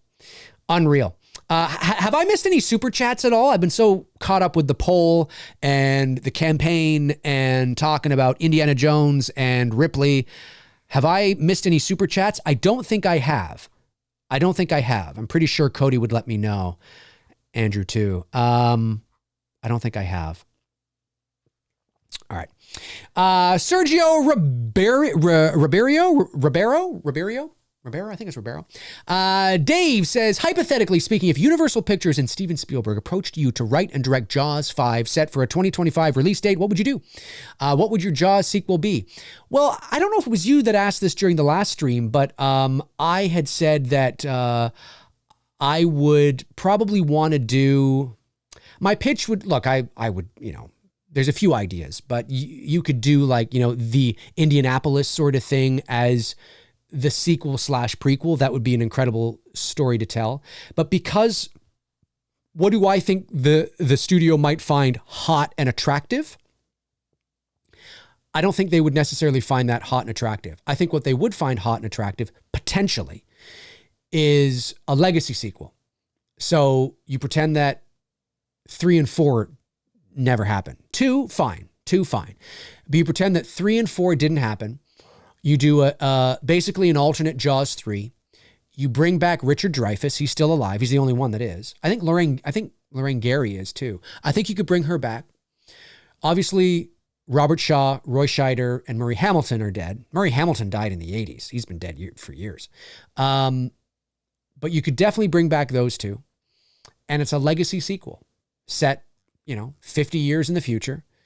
And something happens where Richard Dreyfuss's Matt Hooper has to come back. And you see, in Jaws 2, I think he was asked to return in Jaws 2, but he couldn't come back, or he didn't want to come back.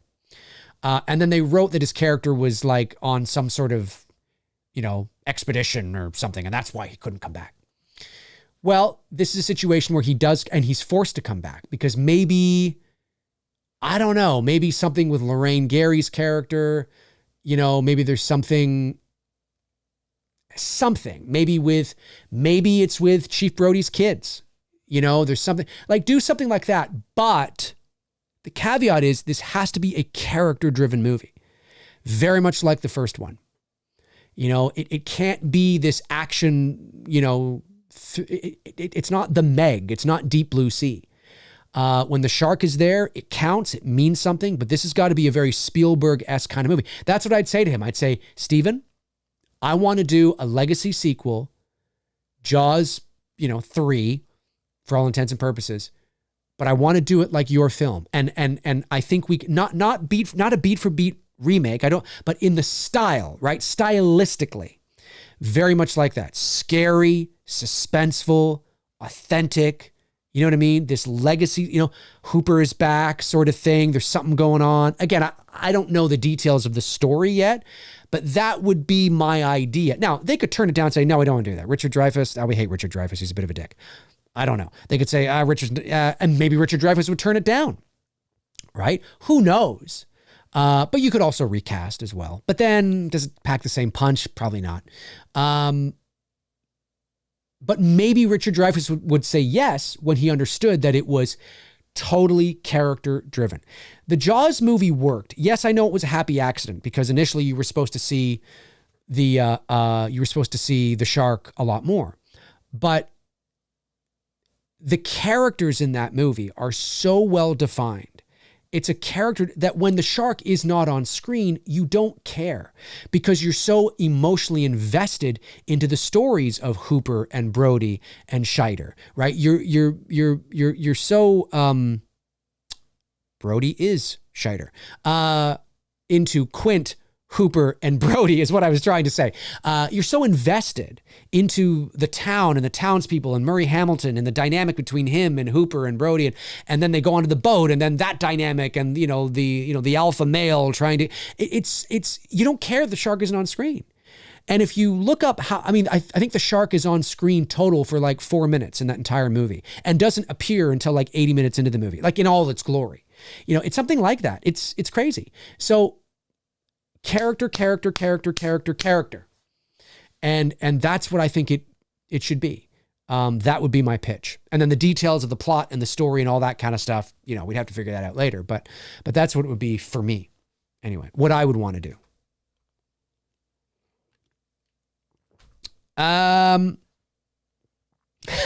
Evil Monsterism says, Dave, is the shark going to make grunting noises during attacks? No, like Michael Myers? No, it's not. And it's not going to roar like the shark in Jaws, The Revenge. What the fuck is that? No, absolutely not. Absolutely not. Chester Franklin Jr. says, Dave, what is the worst mother in horror movie history you didn't like? The worst mother in horror movie history? Again, I don't know. The worst mother? I don't know, Chester. I'd have to think. I'm not really sure. Geeked Out Turtle Fan says, Jaws' sister would attack people. It'd be wearing makeup and have long blonde hair. Why not? Let's do it. Let's do it. I say let's fucking do it. I say we do it, ladies and gentlemen. Hang on. I'm just scrolling over. I don't want to make sure I didn't miss any super chats. No, there were just 3 super chats that came in. Okay, good. According to my viewer activity on my other screen, it was just 3. So that's good. Go back. Oh, actually, let me keep on there. And then go back over here. All right. Let me scroll back. Scared Straight Production says, Dave, what was your favorite part of putting together the assembly cut of It's Me, Billy? Sound design and color grading are my favorites. I didn't do the color grading. Our DP did the color, Greg. He's obviously, he's a professional, so we wanted to hand that off to him. And obviously as a professional DP, and to be fair, not all DPs get to color grade their work. There's a lot of situations where DPs are very unhappy with the end product because it's like, anyways, it's a whole thing. But we asked Greg, who can do it. He knows how to do it. We asked Greg if he would be willing to color time and color grade our film under the direction of us, of course, and the tone and what we're going for and all that kind of stuff. And we edited It's Me, Billy on DaVinci Resolve, which we will continue to. That's what we'll edit Chapter 2 on as well. Greg uses DaVinci Resolve, so we shared project files back and forth, and we paid him obviously extra to be able to do that, and he was happy to do that because it gives him that control over his work, right? Which not all DPs have. Do you know what I'm saying?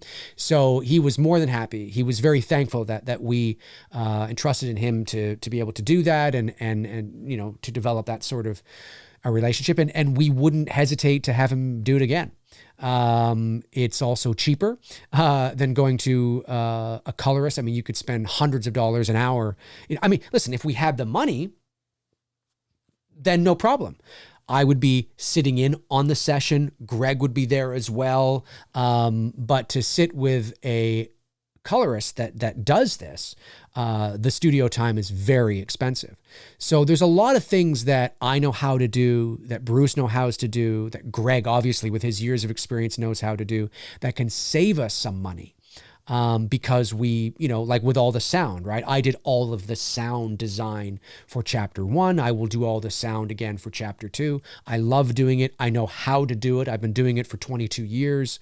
So why not take advantage of our strengths, right? So it's to be sort of a Swiss Army knife, myself and Bruce and Greg in many different sort of areas has really helped us a lot. Listen, if you have the money, right? If you have the money, then I have no issues going to a sound engineer in Toronto down at, say, Wanted. There's a great post-production facility that I frequent quite a bit when I do voiceover called Wanted Sound and Picture. And if we had the money to rent out their studio for however long we need it, which would no doubt cost thousands of dollars, absolutely. Why not take advantage of that, right? But we are confident in our abilities to deliver a just as good of a final result here at home with all of the setup that I have. I'm set up to do all that as Greg is at his place too, right? So why not take advantage of it? And it gives you more of that control over it. So yeah, I would say though that my favorite part, I think my favorite part is just sort of putting the lock together, seeing the sound, doing the sound and seeing it come to life, right? Seeing life come to it with the sound and playing with it and rearranging it. And maybe I want this crow to, caw here. No, I don't want that. Maybe he'll caw over here. And, maybe that door slam, you know what? Maybe that's a little, I love doing all that. It really brings the picture to life. So I would say that there wasn't like one particular thing, but definitely just kind of the sound for sure. I love doing it. Bruce has no interest in doing it. He could do it, but he acknowledges how tedious and monotonous it is. And it is tedious and monotonous. You are often playing the same note over and over and over and over and over again, trying to find the right sort of, kind of thing. But I love it. So I'd say it's a combination of a lot of things.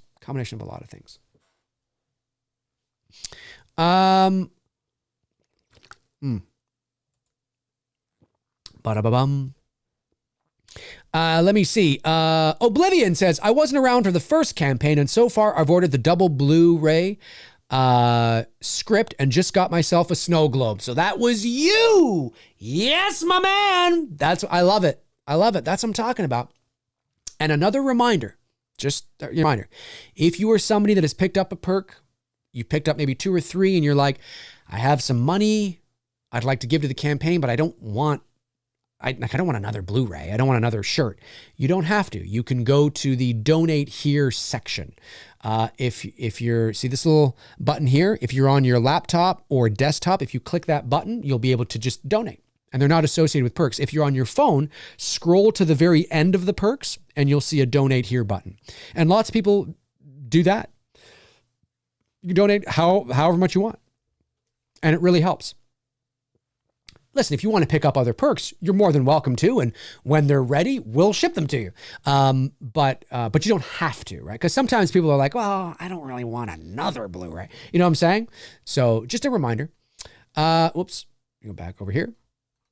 A very generous super chat of $20 comes in from Andrew Stevens. Andrew, you've donated the campaign. You're rocking $20 here. One of my great mods, Andrew Stevens, says, for the sexy, beautiful perk buying sons of bitches in the chat. Yes! Yes, Andrew. Yes, that's exactly it. Thank you, buddy. I really appreciate that very much. Very much so. Hey, Steve Merlo from Squanda, I think that's it. Squanda Films says, hey, Dave, just popping in for a quick minute to say congrats. It's great to see those numbers rise. Wish me luck on the unseen Indiegogo we launched Tuesday. Amazing. Good luck with it, man. Good luck with it. I wish you the best of luck on your Indiegogo campaign for Unseen, Steve. Amazing. Filmmakers just doing what we do. We got to grind it out. It's tough. It's tough shit. But yeah, no, I'm very happy with the results. I wanted to be at 35% by tomorrow. We are. We're at $42,507 on this Mother's Day. Happy Mother's Day. 396 backers. I'd love to get over 400. That would be great. I'd love to get as close to 43,000 by the end of the stream today, but we'll see. We'll see if anybody new pops on, and they're like, oh yeah, I'll pick up that. But we'll see. But we are very happy with where we're at. And a reminder again, for those of you that are just tuning in, that we will be dropping a perk tomorrow morning. It's the start of week 3. So obviously, each week, maybe once or twice a week, depending on what the perk is, you'll see some things pop up. But we are dropping a co-producer perk. So we have an associate producer perk, on the campaign right now. I believe there's about 10 of those left, actually.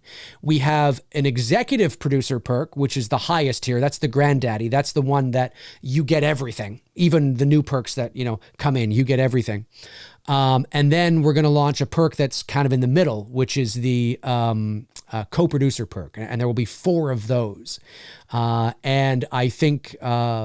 well, you'll know when the thumbnail drops tomorrow why I think some fans will be excited about that. I don't know who's going to pick it up, if anybody will, but you'll see why when the thumbnail drops, why I think some fans will be excited about that. And that drops tomorrow morning because we're entering our 3rd week. So we're, and 3rd weeks are usually when the lull starts to hit. And so we kind of want to keep that momentum going. And we've done really well. I mean, guys, it's not lost on me how special this is right here. 42,507, 35%, 13 days in, 48 days left. Can we do it? Can we actually hit 120,000 by the end of June and pop this campaign into demand? Wow. Fucking amazing. Let me see. Luis Armando says, Dave, will you be combining both movies as one edit? Great question. So not to start. So once It's Me, Billy Chapter 2 is done, we will release that online as Chapter 2, right? So you can watch Chapter 1 and Chapter 2 as 2 separate short films. And then maybe... we've thought about maybe sometime the following year or maybe the following Christmas or something. Maybe we release online, like, the Billy cut.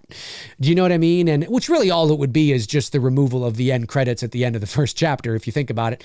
And maybe an adjustment to the opening credit, the opening titles of, Chapter 1. Is really sort of what it would be, and then an adjustment to the end credits of. So there's adjustments, but it would be more adjustments to the credits, which would be kind of cool. And yeah, it's the Billy cut, the ultimate Billy cut. And maybe we do that the following year and we pop that online. I don't know yet. We'll see how we feel, but we've definitely talked about it for sure. But it's not going to wind up online like that right away. It will be separate. At first. And then we'll think about a Billy cut in the future at some point. Great question, though. Next Gen Studios, talking to Evil Alex. Evil Alex, don't worry, Evil. Okay. God, Steve. MAGA Cat says, ends with the cringe king. I don't know what you guys talking about. Hey, Real Reveal. There's Real Reveal. $2.79. Thank you very much, Real. Appreciate that. Says, when is the Billy-a-thon? I can't wait. So we're currently talking about that right now. Not 100% sure yet. Bruce and I are thinking maybe the end of May, maybe sometime in June. We're sort of kind of talking about that. We're just working on the structure of it right now. What do we want it to be?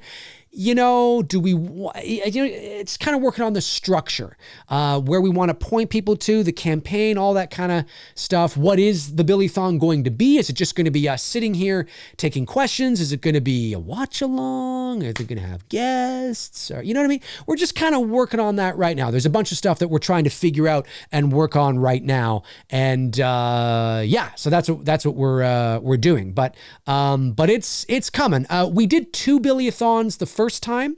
We might only do one this time, not really sure.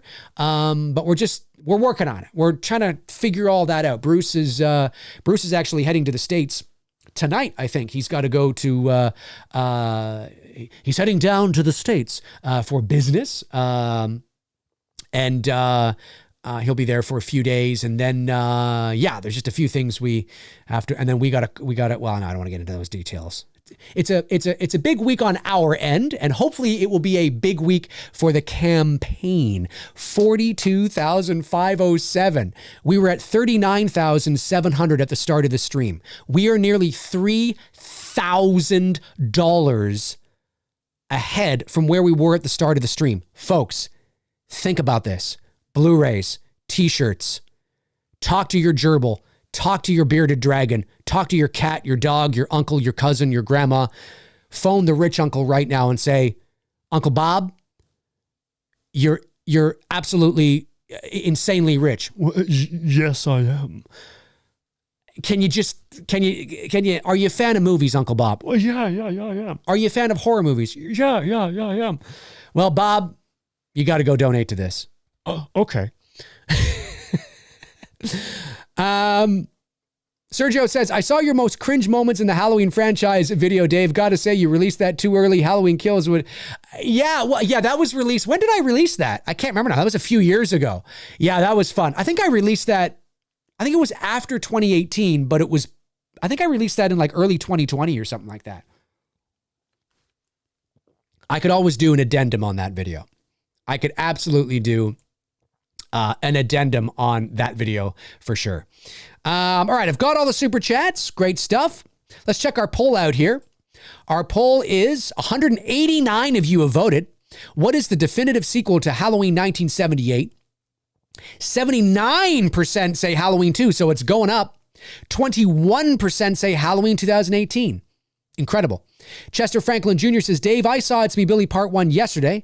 I love it. Can't wait for Part 2. Keep up the great work. Also, I vote Halloween 281 because it was the first Halloween movie I got into watching. Great synth score. Totally get it, man. It's got a great score for sure. It definitely does. It definitely does. Absolutely. Evil Alex says $100. Maybe I would get it. $100. You guys must be talking about something. Let me see here. Oh, you mean if the Billy cut was a perk? Yeah, I mean, and look, it always could be. I mean, maybe that's something we do down the line. Maybe that's something we do when the movie is done, right? And the first trailer comes out. Then because we launch a finishing campaign kind of thing. So the movie is done. We launch a little campaign when the trailer comes out, because when the trailer comes out and the promotional stills are out and fucking Olivia Hussey is Jess Bradford, it's going to drum up like all kinds of buzz, across, the internet. And maybe that'll draw people to this finishing kind of campaign. And maybe there's a Billy cut on there. So I don't know. I don't want to promise that. I'm just saying that it's our first campaign right now. Some people have asked me, will you have screen used, maybe you should have like a screen use this or a screen use that. It's like, well, there is stuff, but remember the movie hasn't been shot yet, right? So there's certain things we don't want to reveal as screen used because it might be a spoiler or it might not be a spoiler, or maybe it's not a spoiler, but we just don't want to reveal that. You know what I'm saying? This is our first campaign. So it's all the traditional stuff that you would expect, and some really cool shit, I might add. Wait till tomorrow, you Halloween. I don't want to say too much. But anyway, but it's cool stuff. But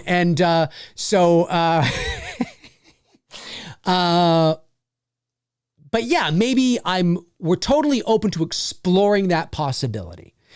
I don't know if it's something that will be available on a Blu-ray, maybe, or maybe it'll just be something that's online, but we're definitely exploring that possibility.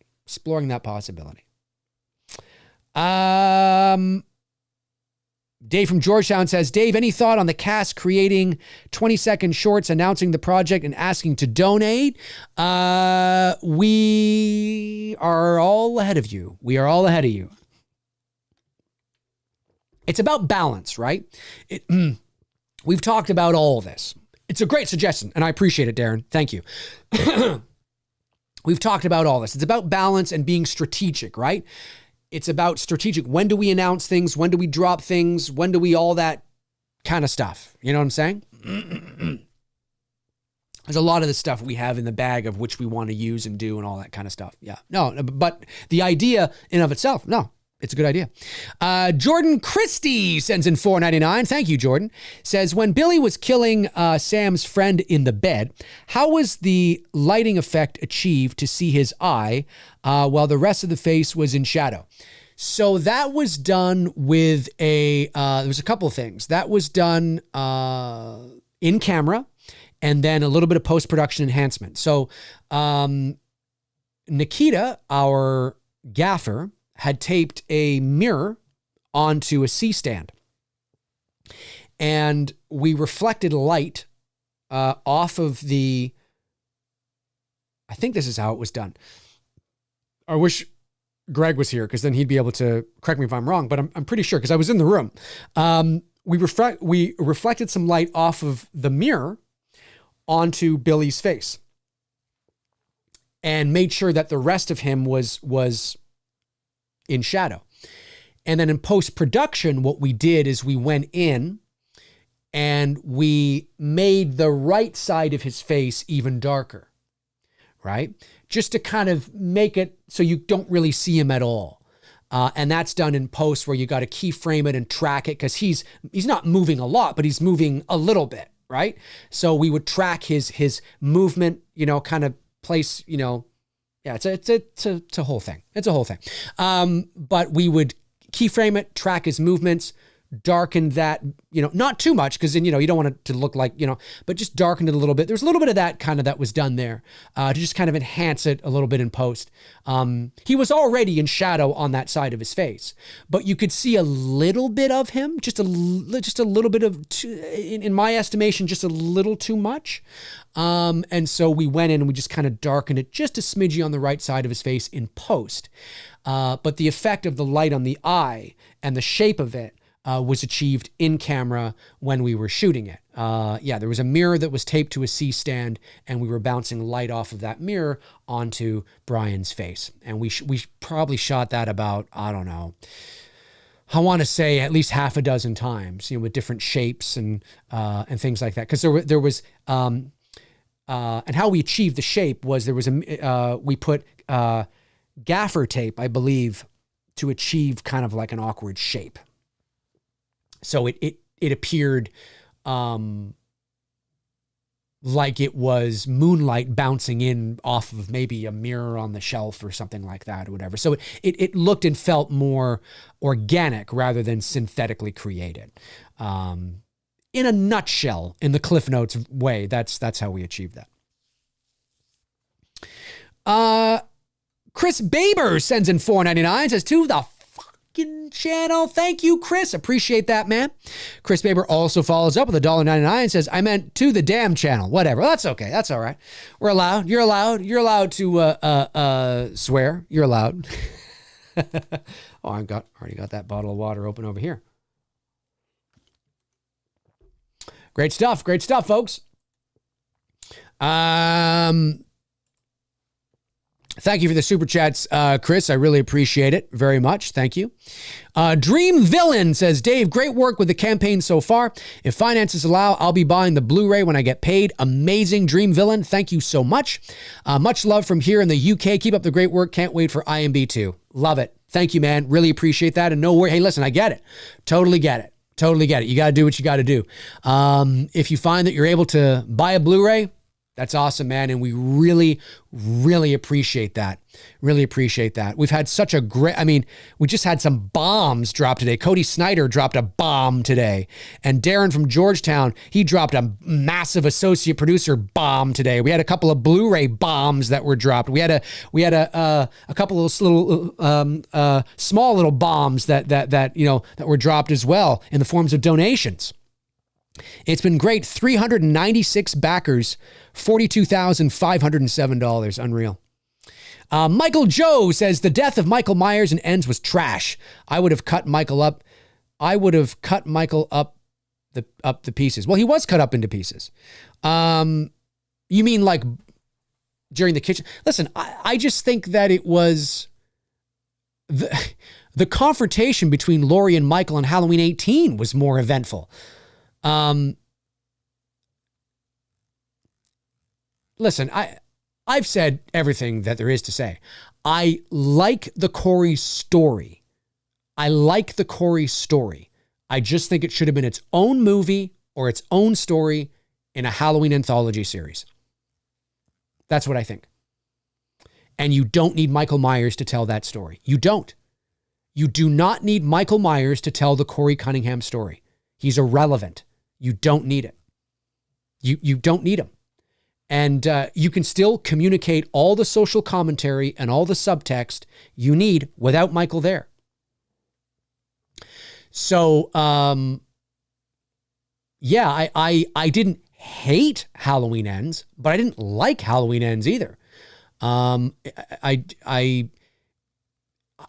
think it was the wrong story to tell as the climax to the trilogy.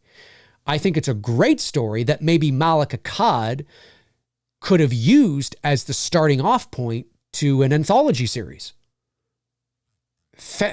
Great. And it's about a kid that it's the same story. It just doesn't have Michael Myers in it.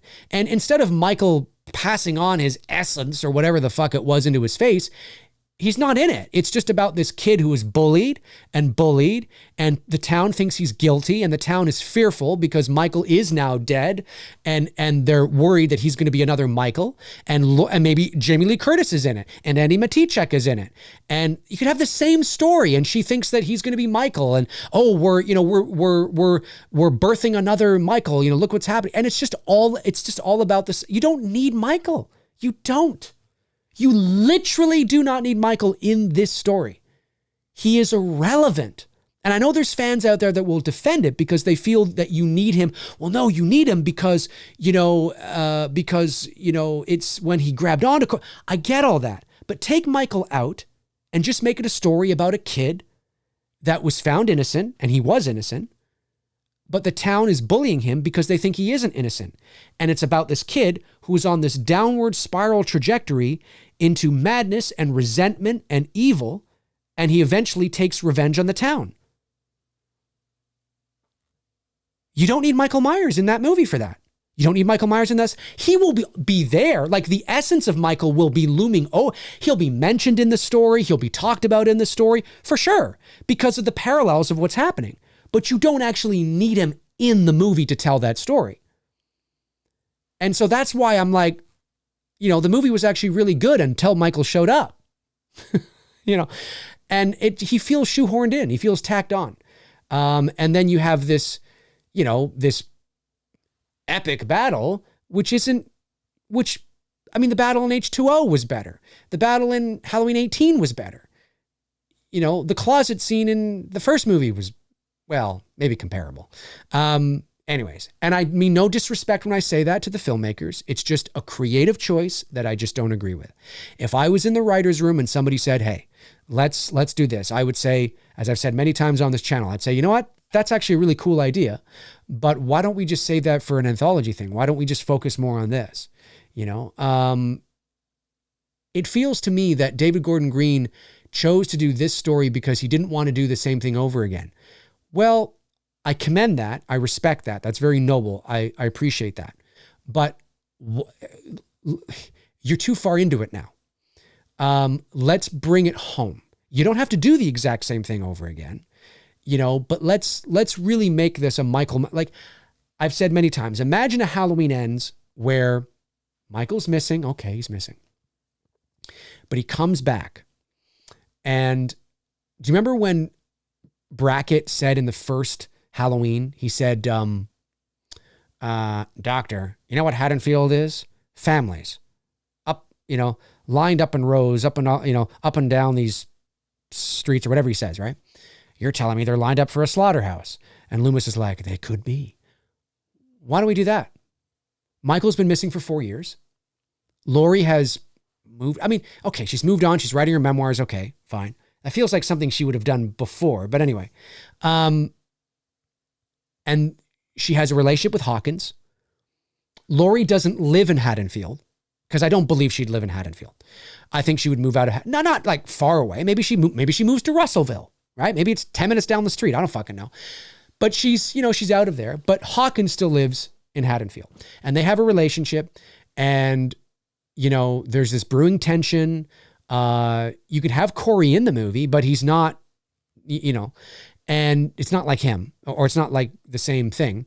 And then what ends up happening is there's this ominous sort of, anyways, I'm going to take too long to explain all this, but the crux is Michael comes back.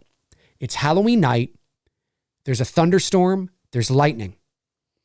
And the power goes out in Haddonfield, but the power is not out in Russellville, say where Lori is.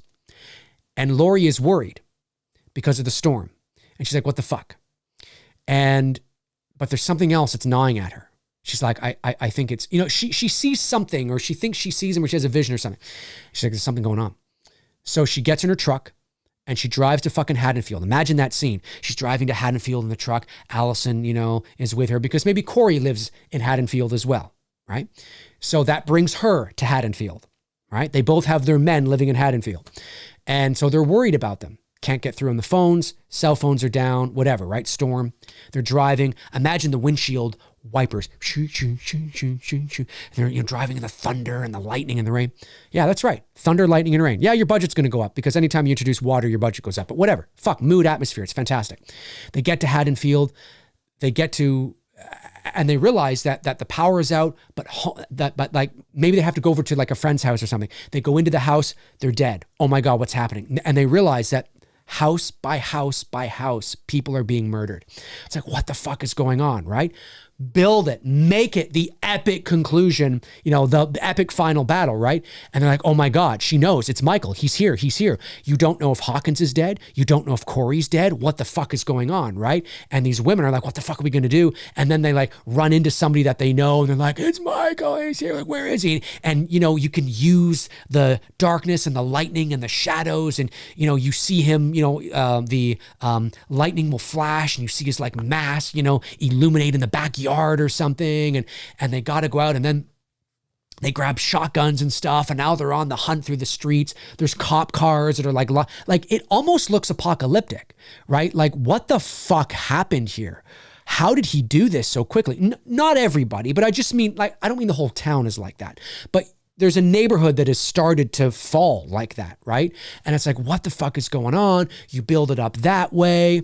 I think I had a similar thing in my fucking sequel concept idea. Something similar like that, right? And then, they find Hawkins, maybe he's injured. They got to get to Michael. It's this whole thing. Do that. And then maybe Hawkins dies. Maybe Corey dies. I don't know. Maybe Allison is injured. There's something that happens that draws the final battle between Lori and Michael. And now maybe the rain has subsided, because to shoot the entire thing in rain would be a lot of money and really uncomfortable. So maybe the storm eventually, dissipates. But maybe the lightning is still there and the thunder is still there. So you could still have that.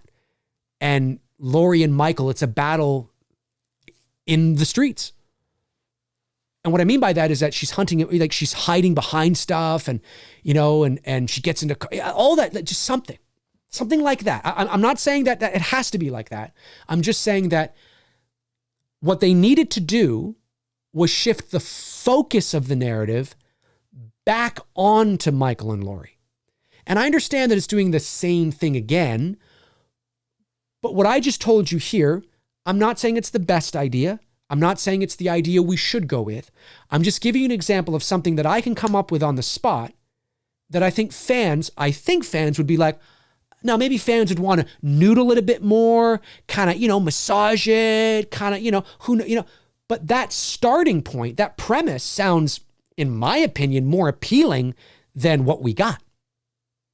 And that's what I'm talking about. It's about shifting focus back onto Laurie and Michael. And you can bring Corey in. Maybe Corey is already dating Al. It's been 4 years. She's her boyfriend. So now it's not like they're madly in love after 4 days. No, they're madly in love because maybe they've been dating for 2 years. Do you know what I mean? They've been dating for 2 years. And Hawkins and, they live, like whatever. And yeah, maybe you bring Lindsay into it. Maybe Lindsay is still there. Maybe Lindsay still lives in Haddonfield. And she's one of the people that Laurie and Allison go to try and find. I'm not saying it's the right thing to do, or there's lots of ideas you can add to it, but just that premise. Laurie and Allison live in Russellville. Hawkins and Corey live in Haddonfield. There's an ominous sort of, we get to know them a bit more.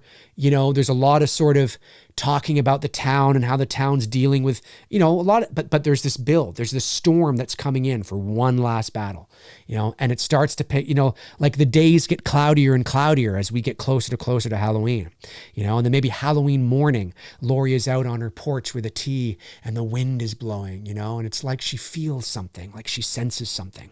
It's a cloudy October 31st, and she senses, you know what I mean? Just that kind of stuff, really play into it, and then I don't know. I think that would be cool, and again, that's just a premise. There's details and nuances that haven't been added to it. But I think because of where we shifted focus, I think it would have been a better ending, personally. Ba-ba-ba-bee.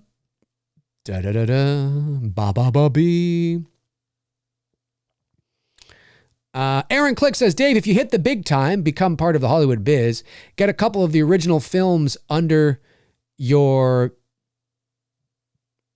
belts. Yes. Well, that's the idea. Yeah, no, for sure. There will not be. Yeah, no, that's the idea, Aaron. We will be doing original work after Billy 2. That's the idea. We'll do that after Billy 2. So, no, Billy 2 is the last fan film. And again, it's hard to call it a fan film, right? We have to call it a fan film because it's based on a pre-existing IP. But there's very little about it that is, traditionally fan film. And I don't say that in a braggadocious way. I say that about Never Hike Alone. I say that about Dylan's New Nightmare.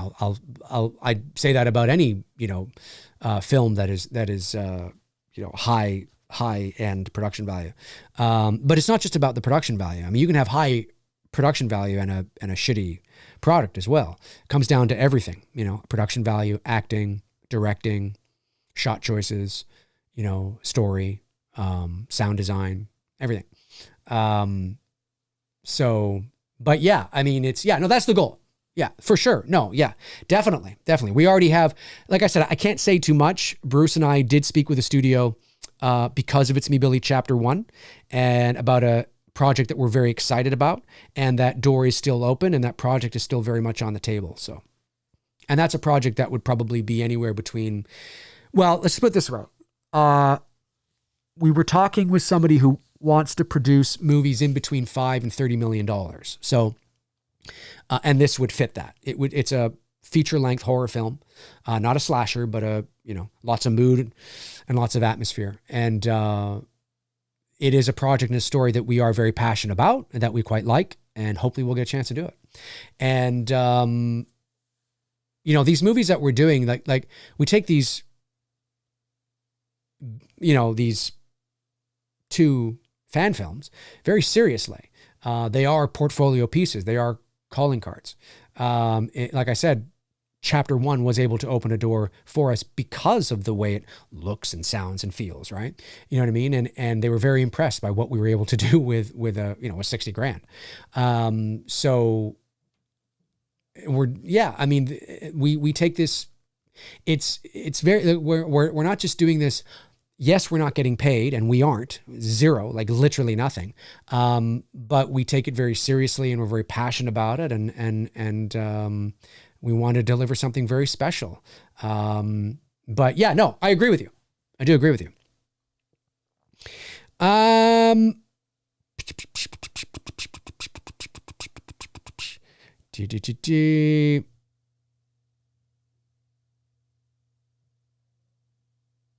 Oh, I see what you're saying, Aaron. I see what you're saying, Aaron.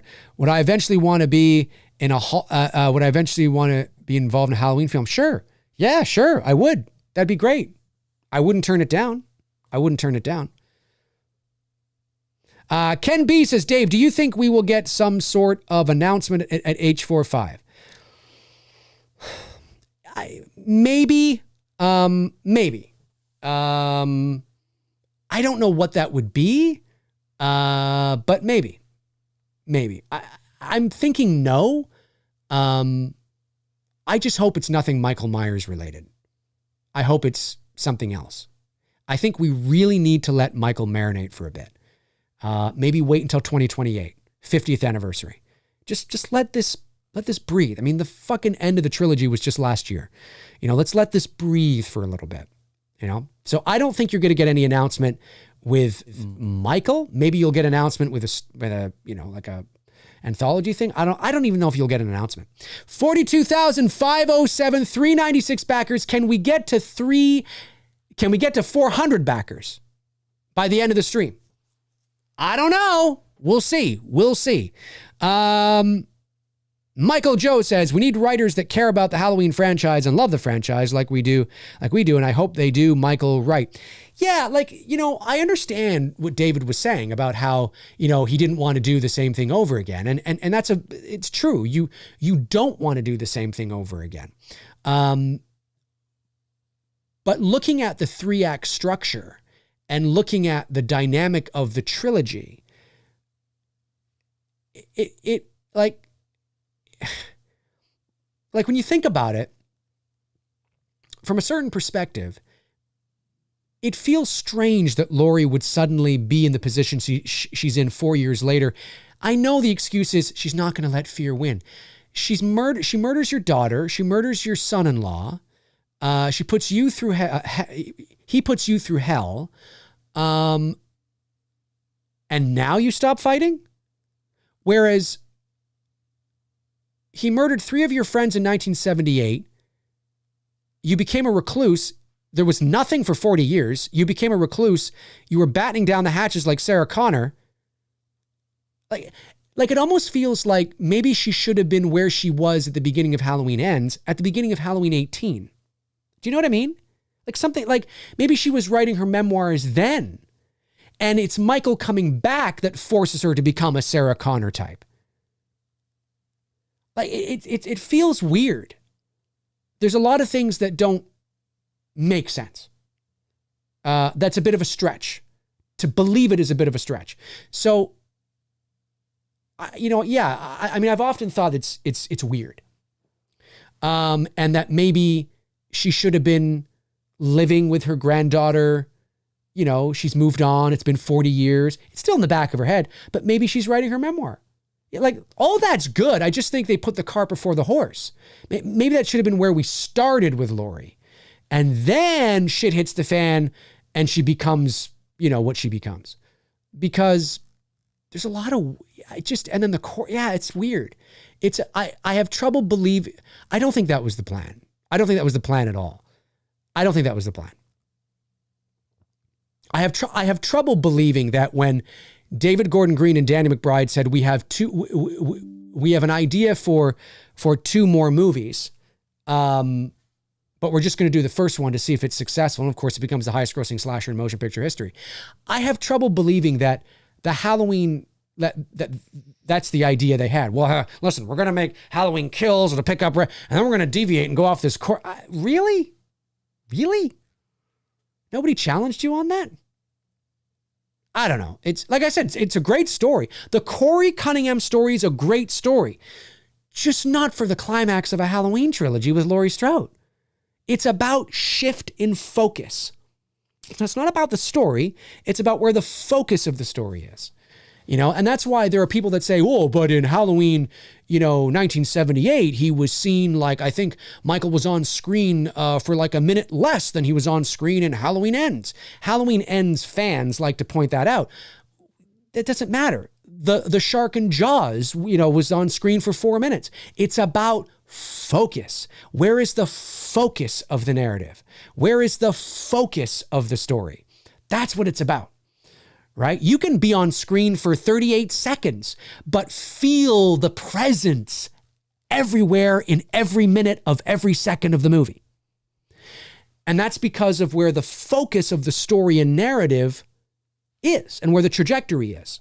And so even though I'd have to double check this to be accurate, but if that is true, that Michael Myers was on screen for like, I don't know, a minute less than he was on screen in Ends or something like that.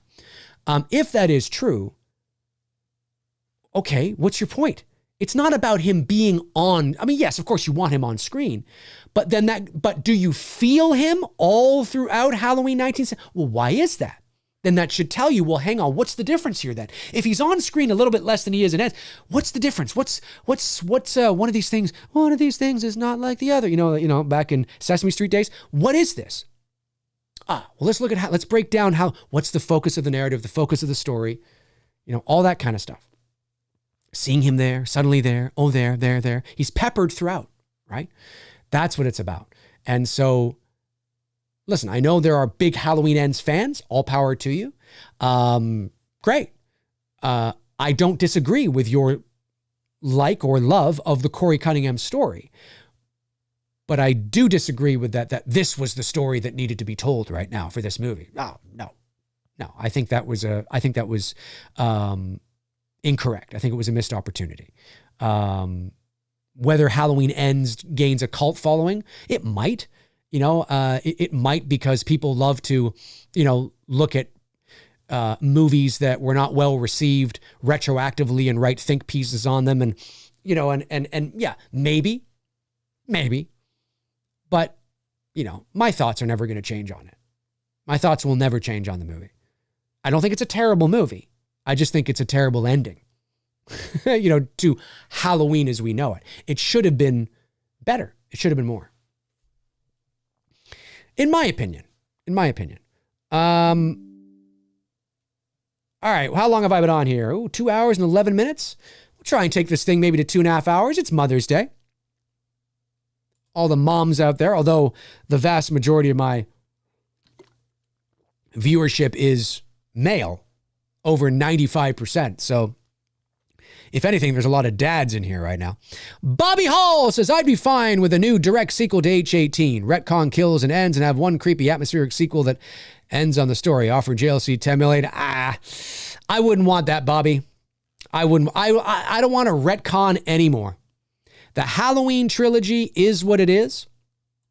It is what it is. The David Gordon Green trilogy is what it is. The last thing I want to do is retcon stuff again. Now, the Halloween franchise has got to own it. It's got to stop retconning shit. It's got to fucking, you make your bed, you sleep in it. It is what it is. Just stop being so fucking incompetent. That's what I'd say. Stop, yeah. Because that would confuse. It's like how people, listen, I think a direct sequel to Halloween 4 would be really cool. But I think it will always live in fan worlds. Maybe in fan films or in the minds of fans. I don't think there is, certainly not now. It'd be far too confusing to the general movie-going audience. How do you market that? It's just, and I'm not talking about Halloween fans. Halloween fans would know, I know how to, but it's not going to happen. I don't see it happening at all. I don't. I'm ready to be proven wrong, but I do not believe we will ever get an official sequel to Halloween 4, retconning 6 and 5. No. No. With Danielle Harris returning and Rachel Carruthers, Ellie Cornell returning as Rachel Carruthers. No.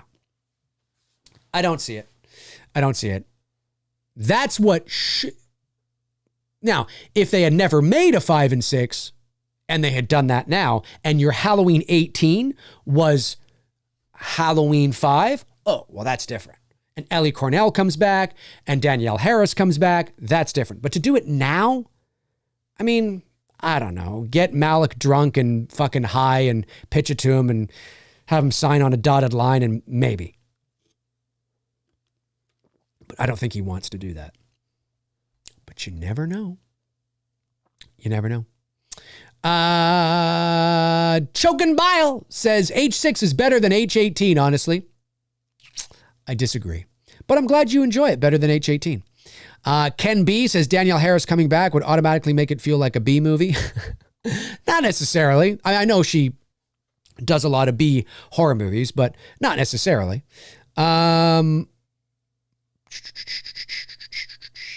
Let me see here. Oh, let's check out our poll. What are we at here? 213 people have voted. What is the definitive sequel to Halloween 1978? Halloween 2, 1981, or Halloween 18? 78% of you say Halloween 2. Again, that's the camp where I lie. And 22% of you say Halloween 2018. Fascinating. It just changed right now. 79% say Halloween 281. 21% say Halloween 18. So not surprising. Not surprising, really. But there are 21%. So how many people would that be? If my math is right, let me see if I can get this. That would be about 44 people. So 44 people, if my math is correct, out of the 214 people think Halloween 2018 is the definitive sequel to 1978. And I'm not knocking that. I'm just saying, that's interesting. 44 people. It's cool.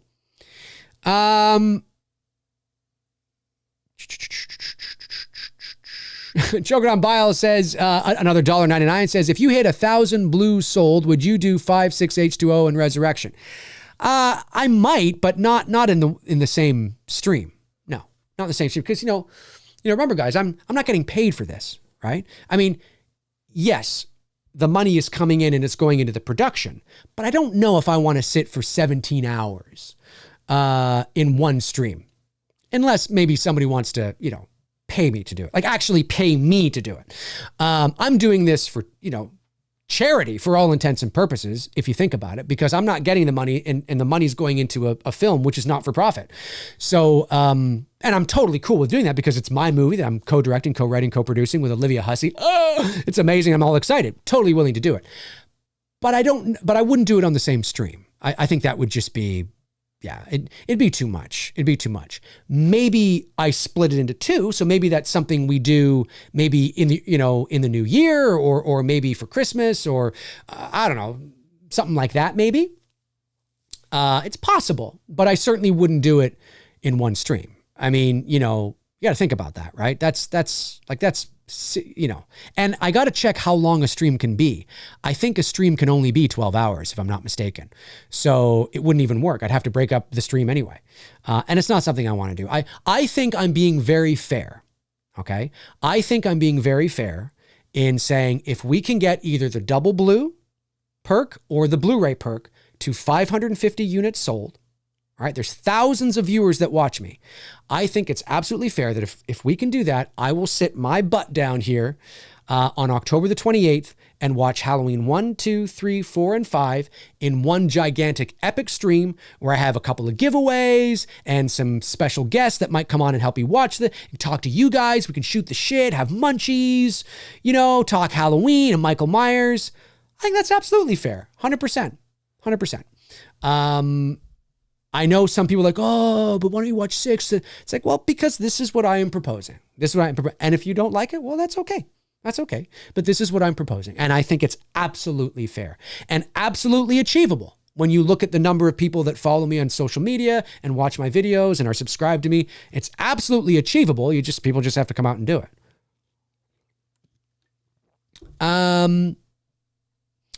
Joshua Lott sends in a very generous super chat of $20. Thanks, buddy. Just sending it in, supporting the channel. Really appreciate that, man. Thank you. Choking on Bile, $1.99 says, someone died in the house and It's Me, Billy was filmed in? Yes. Yeah. It wasn't just a death. It was a murder. Back in 2016, there was a murder-suicide. So there was a local politician, I'll say, who lived in that house at the time. And his daughter's boyfriend obviously was insane and came over to the house, shot the daughter. She survived, I believe. Shot him, the owner of the house, the father. He died. And then the boyfriend turned the gun on himself and killed himself. But I believe the daughter survived, if I'm not mistaken. There's articles about it online.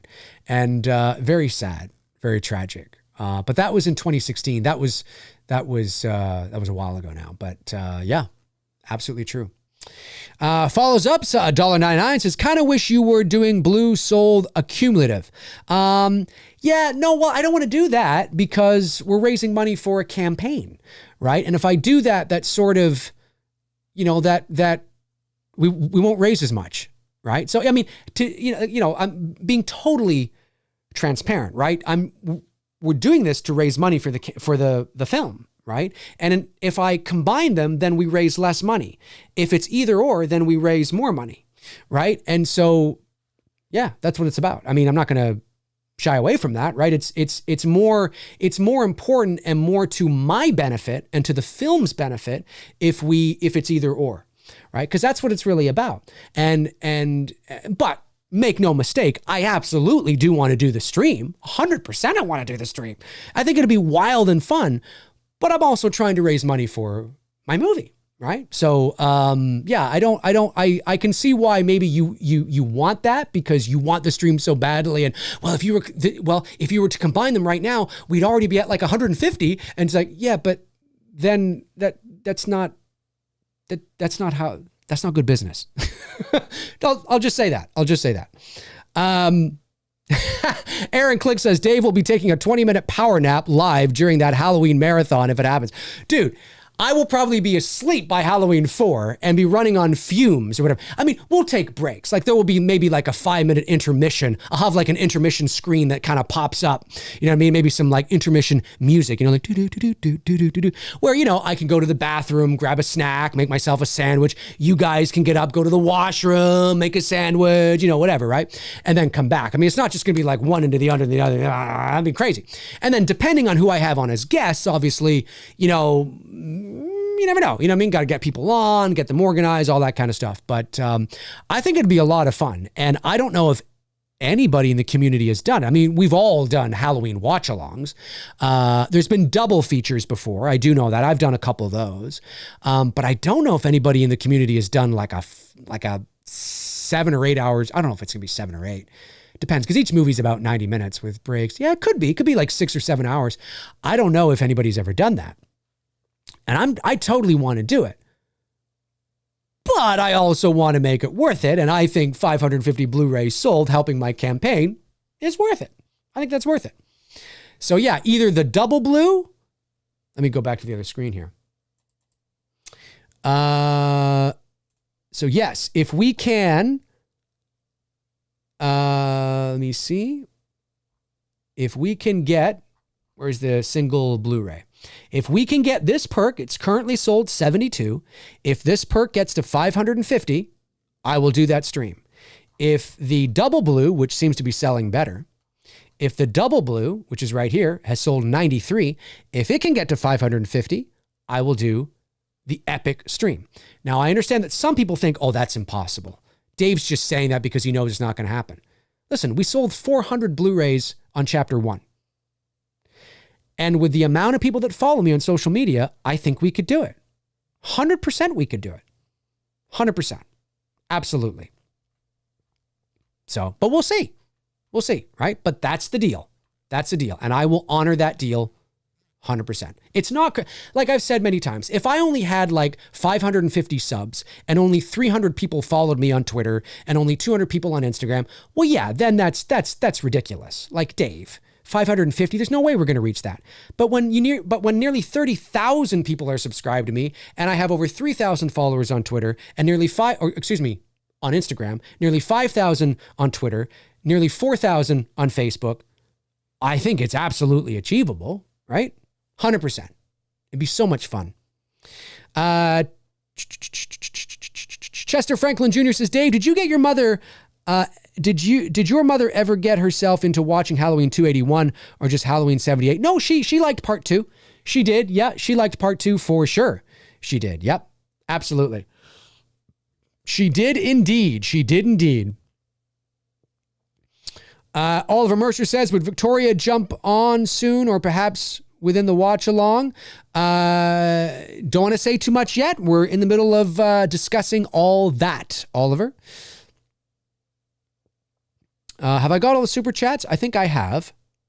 Oh, Bile comes back with another $1.99, says, did you try to get Margot Kidder back for the film? Well, Margot Kidder's dead. I know, you're probably being like, I'll ask this question because she's dead. We did. We dug up her grave. No, she's. I'll tell you though, if she was still alive, and we could figure out an ingenious way to get her in, like we did with Lynn, because Lynn's character died in the original, right? So she's not playing the same character. We might have made a play for her. Why not? Yeah.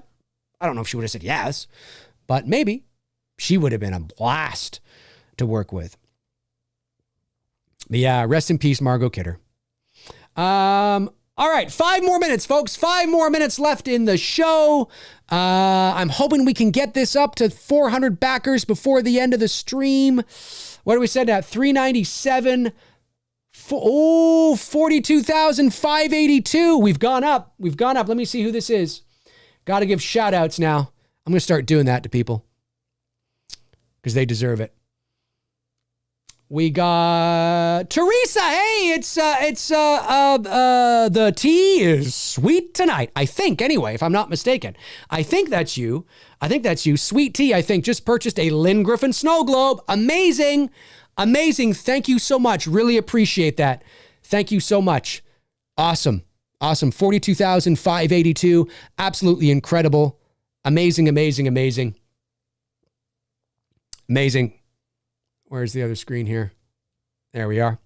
Bile says, did you try to get the original Billy actor back? No, we did not make a play for, what's his name? Mancuso?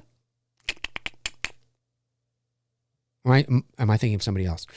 No, we didn't, because it, for a number of reasons. There were several people that played the physical body of Billy, right? It wasn't just one individual. And there were several people. There was one primary guy who did the voice, but Bob Clark did the voice. There was a woman that chimed in. So I know who the main guy is. He's here in Toronto and he's been in a lot of films. I think he teaches acting too, if I'm not mistaken. Seems like a really nice guy, but we didn't feel that it was necessary. I was going to do all of the voice stuff, which I can do as a professional voice actor. And we don't have to pay me. Can't pay me anyway to do it. And then with the body of Billy, when we saw Brian's audition, we loved it. It was shot very cinematically. He had the long silver hair and the beard and it was just, it was just perfect. With what we envisioned Billy like 50 years later. Where is he now? So, no, it was unnecessary.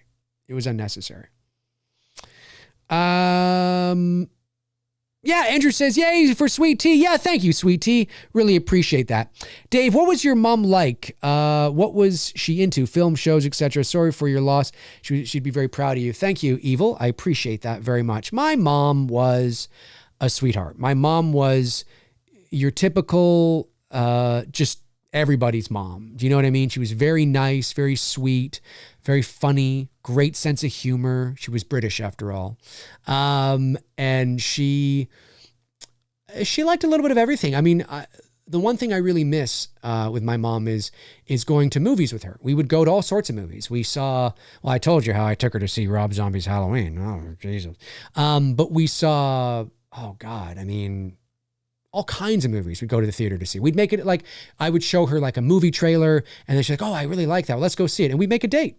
We would go in the afternoon to like a matinee. We'd drive over to the theater and we'd go. I'd go to movies with my mom all the time. I loved it. And I do miss her. I mean, obviously I miss her for, 10 billion reasons, but I do miss her as a movie going buddy as well. She was very, and yeah, she was great, but she liked a bit of everything. She liked a good horror movie. She did. She liked Sandra Bullock movies. One of her favorite movies was While You Were Sleeping. She loved that movie. She loved the original Avatar. I remember when me, my sister, and my mom went to see that. We're blown. She loved that. She would have loved part 2. I wish she was alive to see The Way of Water. She would have loved it. All sorts of things, though. She loved Titanic. What woman didn't? She loved, but action movies too. She loved the Rush Hour films with Jackie Chan and Chris Tucker. Loved those. She was great. She liked a bit of, she's like, Planes, Trains, and Automobiles and John Candy. She just loved a bit of everything. She was very, very cool that way. Like the show right now, Only Murders in the Building. My mother would have loved that show. She would have, because she loved Martin Short, Steve Martin, obviously. But she would have loved that show. My girlfriend and I love that show. Season 3 is coming, which we're very excited about. My mom would have adored that show. But she loved, she loved the Golden Girls. I fucking love the Golden Girls. Guys, listen, the Golden Girls is fantastic. It is one of the greatest television sitcoms in history.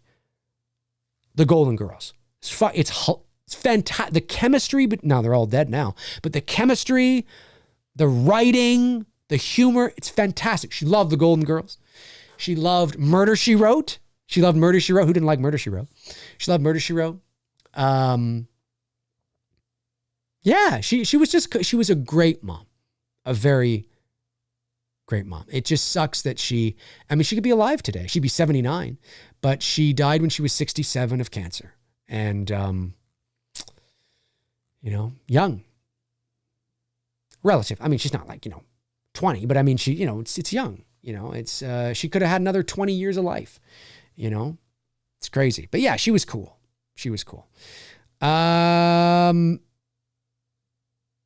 Bobby Hall says, I checked how much screen time Michael has in the original and in Ends. Oh, wow, Bobby, you're on it. In the original, it's 10:11 and Ends at 7:38. If you count the shots of the corpse at the end and the flashbacks, then it's 9:07. Then it probably would be. Oh, okay. Bobby's doing hardcore work here, folks. There you go. Bobby is on it. Sweet Tea, yes. Thank you, Sweet Tea. Really appreciate that. You're part of it. Your name will be in the credits. Amazing. Absolutely incredible. You guys are awesome. Oh, 400 backers, ladies and gentlemen. 400 backers, $42,707. We are so close to 43. We are so close to 43, knocking on 43, 400 backers. There it is, ladies and gentlemen, 35% of the production budget. We start week 3. Week 3 of the It's Me Billy Chapter 2 campaign begins tomorrow, Monday, May 15th, 2023. Let's make Black Christmas and horror history.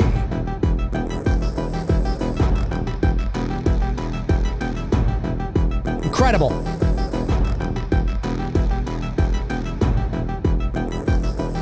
Absolutely incredible. You're doing it. The blood is coming in. We're pumping it. Absolutely incredible, ladies and gentlemen. Absolutely incredible. Let's go and see what happened here. We got to give shout outs to these fine McCrazies, these fine people who have stepped up. We have William Major, who donates $20. William Major donates $20. Thank you, William. Incredible. Absolutely incredible. And Aiden and Vanessa have bought the double blue. Aiden and Vanessa, amazing. I'm telling you, incredible. Amazing. 400 backers. Week 2 coming to an end. 48 days left. That will change over to 47 in about another half hour or so. 42,707, knocking on 43. We have raised today alone, we have raised $3,000 during this stream. During this stream, we have raised 3,000 Canadian Billy Bucks.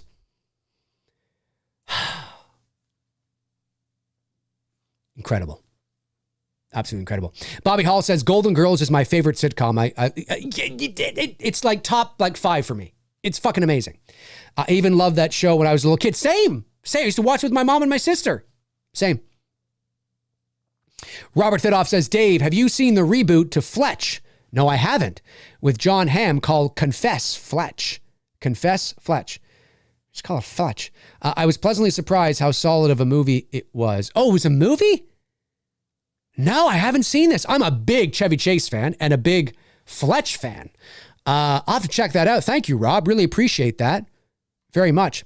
Super chat from the Violator, 862-499. Thanks, buddy. Says, hey, Dave, have you ever seen Nightbreed? I don't think so. I know the one you're talking about, Nightbreed. 1990, David Cronenberg, yeah. I'm going to say, well, it's directed by Clive Barker, but Cronenberg's in it. I don't think I have. I'll have to check it out. I don't believe I have.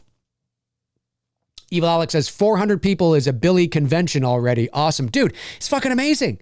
42,707, 400 backers.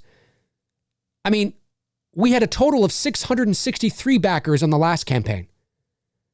We're doing it here. Sorry, I'm all over the place here. This is fantastic. This is exactly where I want it to be. But we got to keep it going. There's a long way to go. As you can see, right? We've done a really good job so far. There's a long way to go.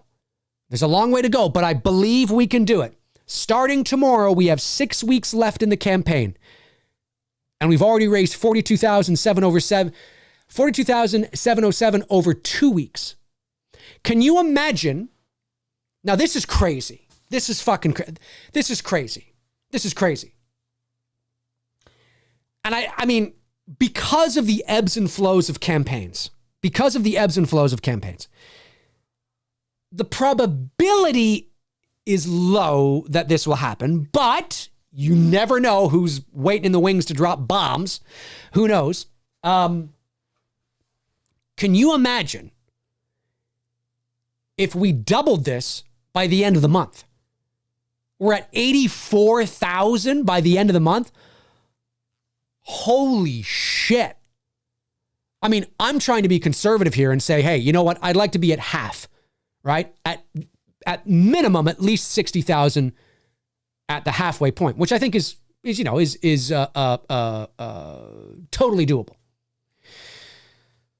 But you guys are stepped up hardcore today. I mean, Darren from Georgetown dropped a fucking associate producer bomb. I heard it outside. It was incredible. Cody Snyder, one of my great mods, picked up the final 2 dudes perk. I heard that bomb next door rattled the windows. It was unbelievable. Incredible. It's incredible. Have I got all the super chats? I believe I have. I believe so. I want to make sure it's Mother's Day today. I shared a picture of my mom. You want to see a cute picture of my mom? I think this is from the if you follow me on social media, then you've already seen it. But I think this is from, wait, I might have to hang on a sec. I need to save this because I think I posted it via my phone and it's not on my desktop. So let me just save it. This is my mom. I think I want to say in 1970 something. I don't know where this is taken. It might be in the late 70s. I was born in 79. It might be in like 77 or 78 because I think a few years before I was born, my mom and dad went overseas, went to Europe to visit her family because my mother was born in England. For those of you that don't know, she came to Canada in 1956 when she was 12. I think this is the late 70s. This might be over there somewhere. But I thought it was a cute picture of her. She looked so nice and sweet. So she's probably like, I don't know, maybe in her early 30s here. Hang on a sec. Oh, where is it now? There it is. So this is my mom way back in the day. Aw, there she is. Look at that. She looks so cute. It's so funny. I think this is like late 70s, I think.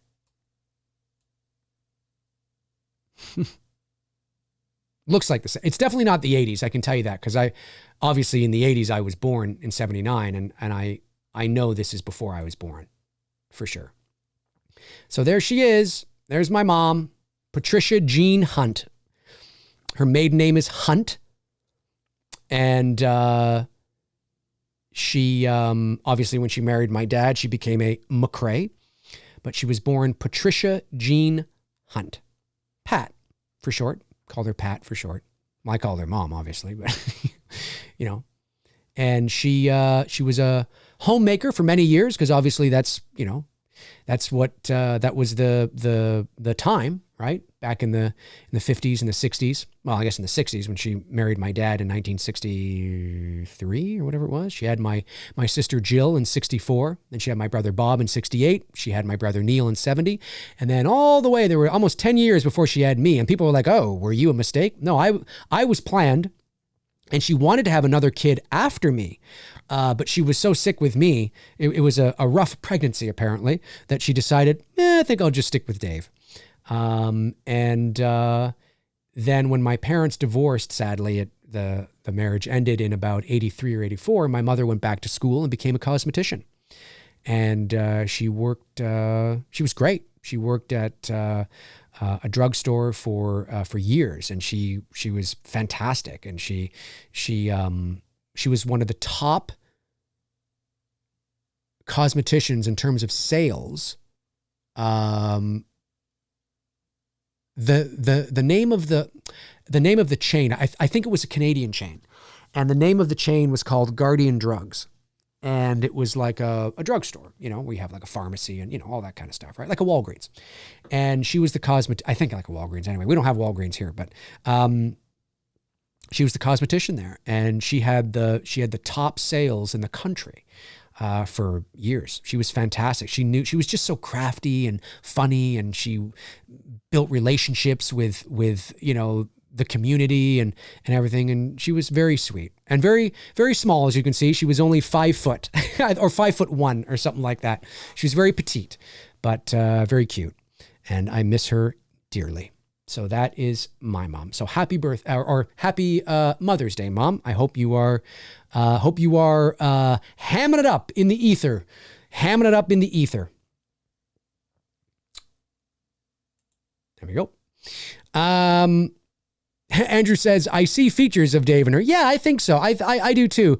Yeah, I think there's a little bit of me and her, and there's some younger photos of my dad where I kind of see a little bits of Essence in there as well. And but yeah, I think that photo is from the late 70s, and I think it was when her and my dad were on vacation in Europe. I think. But I'll have to get confirmation from my sister Jill, who might know better than me. All right, we've gone over. Oh yeah, you know what? Fuck it. Let's take it to 3 hours. It's Mother's Day. It's 2 hours and 42 minutes. We might as well go another fucking 15 minutes. Let's do it. Fuck it. We'll do it live. We'll do it live. Fuck it. We'll do it live. Let's do it. Oh, 401, 42,767. That sounds like a Blu-ray. That sounds like a Blu-ray that was sold. Let's see. Let's see. Who got the Blu-ray? It's Kevin Fishgall. Hey, one of our regular viewers, Kevin Fishgall. Shout out to Kevin Fishgall, who just picked up an It's Me Billy Chapter 2 Blu-ray, bringing this total to 42,767. 401 backers. Incredible. Incredible. It was our 536th contribution. Incredible. Unreal. And it's great too, because again, as I said, yesterday was a bit of a slow day. I think we only raised like $100, which happens. I mean, that, that happens all the time in certain campaigns, but we had such a great week too, right? You know what I mean? But this is really nice to see, a nice bounce back. And hopefully we can keep, we don't have to raise $3,000. Hey, listen, I'm not going to turn it down, but we don't have to raise $3,000 every day. But if we can raise, if we're over $1,000 every day, from, different people, that would be great. We'll see how this week coming up is a very important week. It's a very important week because it's the third week of the campaign, right? The weeks, the campaign has been out there now for 2 weeks. Novelty's worn off a little bit. Excitement's kind of died down a little bit. This is when we can't take our foot off the gas. I don't mean dropping bombs, every day. Listen, if people want to drop bombs, you do what you got to do. I just mean kind of being that consistency, right? Kind of always keeping it there, sharing it around, telling your friends, poking certain people, nudge, kind of have to keep it there. Because the second we stop talking about it, the second I stop sharing, it just dies. It dies. That's what happens. It's like marketing for a movie where a studio suddenly removes all their promotional material from TV and it's like, you can't do that. Got to keep it going. Got to keep it going. Incredible though. You guys have stepped up today in a really, really big way, and it sincerely means a lot. It means a lot to me. Cody Snyder sends in a $5 super chat saying, I missed his super chat. Oh, Cody, I'm so sorry. Let me go back and see here. Thank you very much, Cody. Let me scroll back. I missed your super chat, Cody. I did. Must have been way back.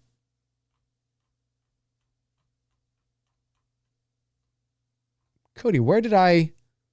Oh, Jordan. Oh, no, I got the Jordan Christie one. I got that one. Where did I, let me go over to the other, let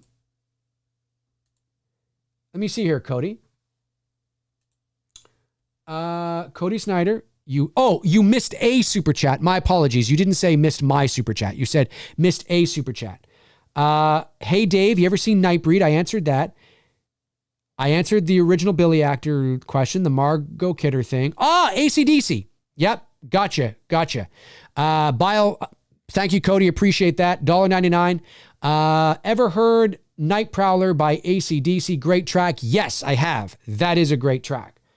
That's not the one the other day, though. Somebody had asked me about another track the other day, which I haven't seen. Or heard. Yes. Okay. Thank you, Cody. Appreciate that, man. Yep, I got it. All right. Great stuff. Amazing. Okay. Let's see here how much time we got left in the stream. We're going to take the stream to 3 hours, so about 13 more minutes left. Amazing. It's been a good stream today. I like these streams where, we're talking horror movies, talking Halloween. We're promoting the campaign. It's good stuff. We're killing like 10 birds with one stone. That's how these Q&As are probably going to be for the next 6 weeks until we have the money. Because again, hey, if you tune into me and you're hearing me say the same things, hey, that's okay. That just means you're a loyal viewer who tunes in every show. But there's a lot of people that don't tune in every show, right? Either because they're working or because they missed it or, whatever the case is, right? So it's always someone's first time tuning in or first time in a long time, right? So that's why, you always kind of got to be out there,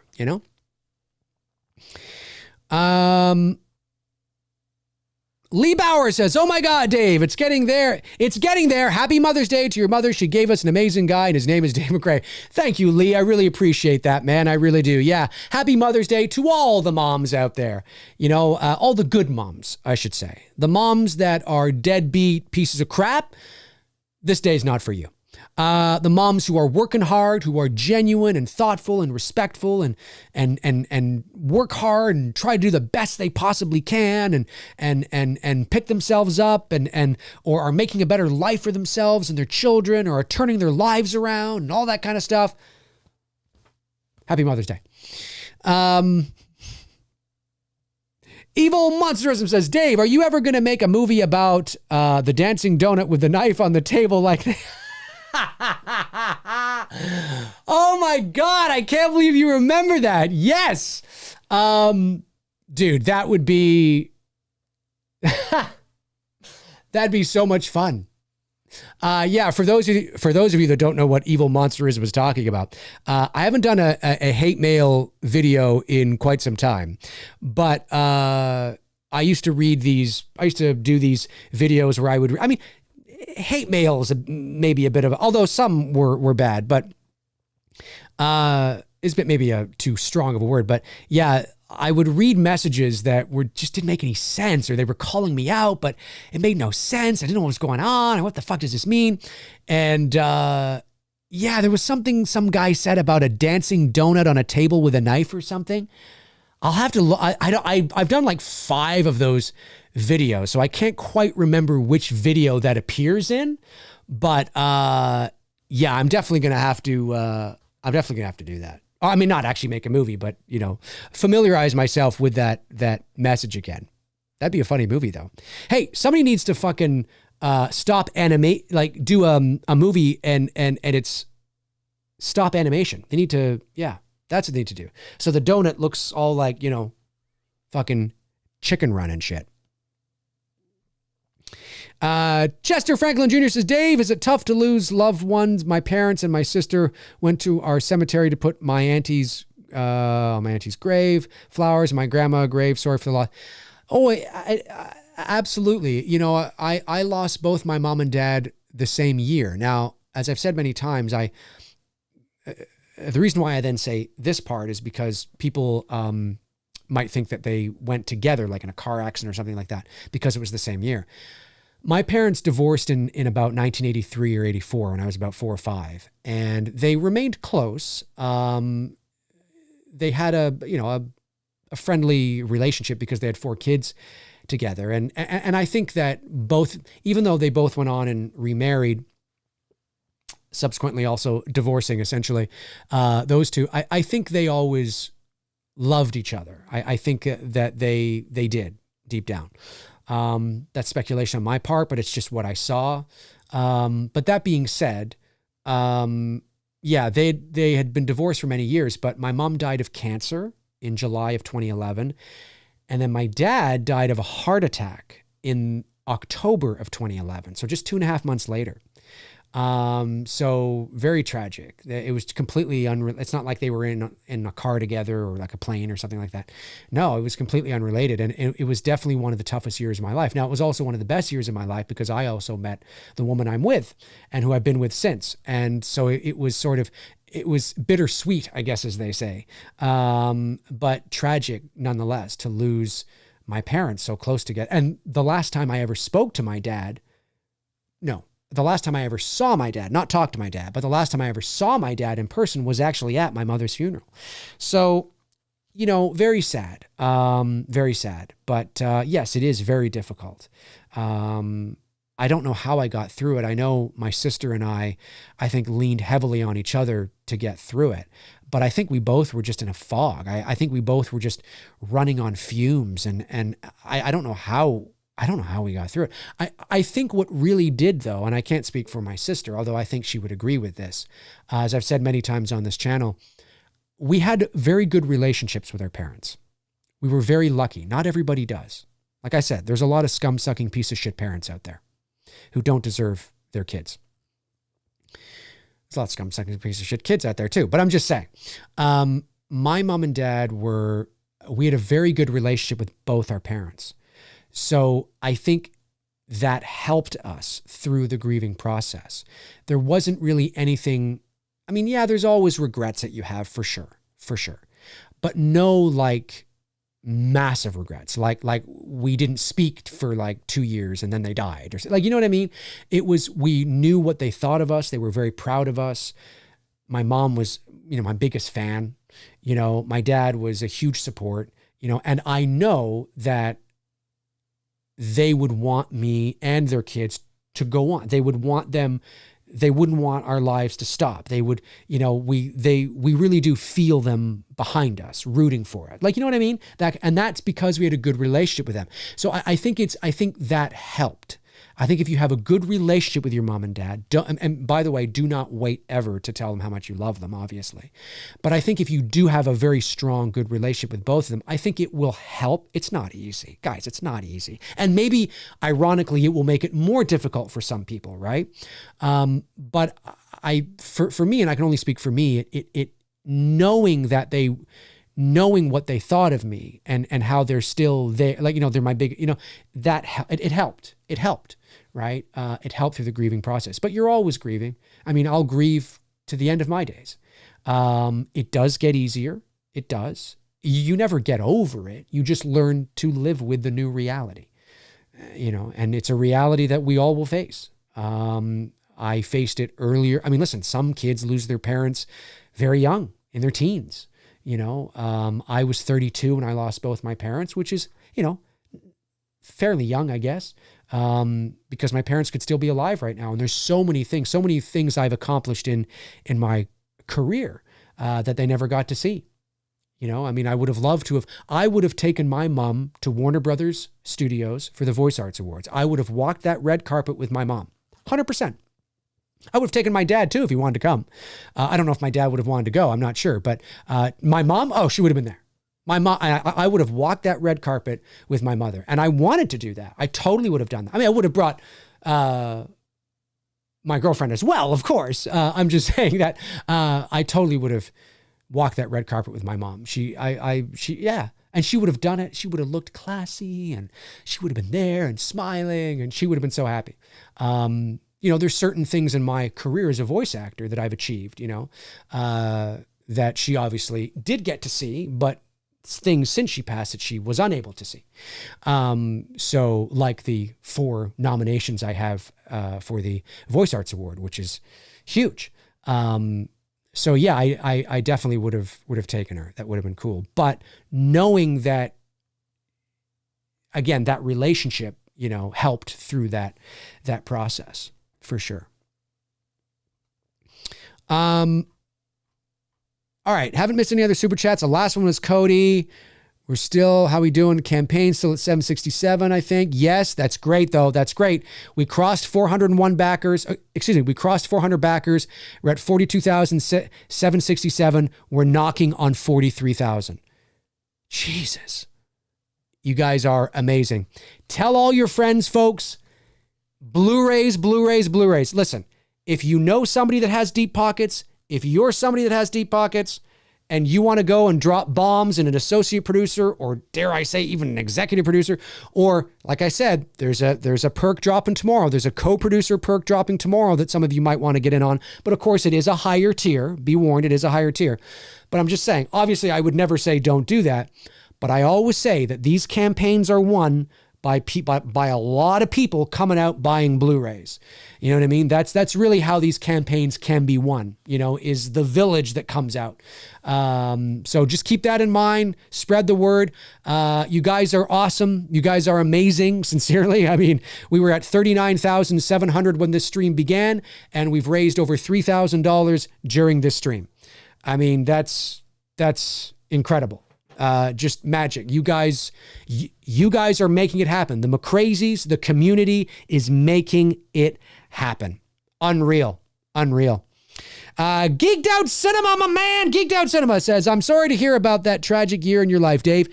I'm all excited. Yeah. Yeah. It's okay. I'm glad you were able to surpass those hard times and doing good now. Yeah, it was tough. I mean, we had a home death with my mom. So obviously watching her, all that kind of stuff. And then my dad. And then, it was I remember the year very well, actually. It doesn't, some people have asked me, does it feel like a blur? And no, it doesn't. I remember 2011 quite well. I think because of the intensity of the emotions. But, it's been, it'll be 12 years this year. It's hard to believe. It's hard to believe my dad would be 81 this year. Well, my dad actually, his birthday was on May 3rd, so he would have turned 81. And my mom would be 79 in July. Incredible. People saying, sorry for your loss. That's okay. Yeah, I appreciate that, guys. Thank you. Thank you very much. I appreciate that. I appreciate the love. I really do.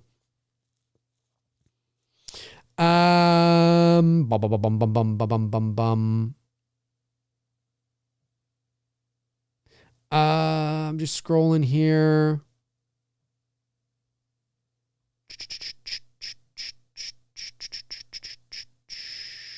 Okay. I think that's good. There. I've been going a long time. I think that's good. One last check on the campaign, 42,767. Amazing. All right. That is going to do it for me here on this Sunday Q&A, this Mother's Day stream. Happy Mother's Day to all the amazing moms out there. Thank you to my amazing moderators, Frank Riker, Tabitha Short, Darren Sands, Chris Baber, Cody Snyder, and Andrew Stevens for doing what you all do. I really appreciate it. Thank you to all the super chat questions that came in today as well. I really appreciate those. And thank you to the community. Thank you to the horror family for your donations today. Not just donations, but obviously for the contributions, I should say, because obviously you will get perks to most of the contributions, unless it is strictly a donation. But thank you to contributing to the campaign today. I really appreciate it. We're exactly where I wanted to be at the end of week 2. And now tomorrow we start week 3. Let's keep it going. Let's show them how it's done, baby. Let's show them how it's done.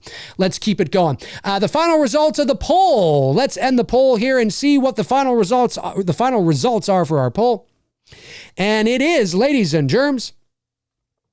Hey, it didn't pop up. Oh, there it is. The final results. 245 of you voted. The question was, what is the definitive sequel to Halloween 1978? 77% of you say Halloween 2 from 1981, and 22% of you say Halloween 2018. Fascinating. I, of course, do lie in the Halloween 2 1981 section. But really cool to see that 22% of you actually do feel that now. Listen, I mean, it's nearly a quarter of you feel that Halloween 18 is the definitive sequel to Halloween 1978. Fascinating stuff.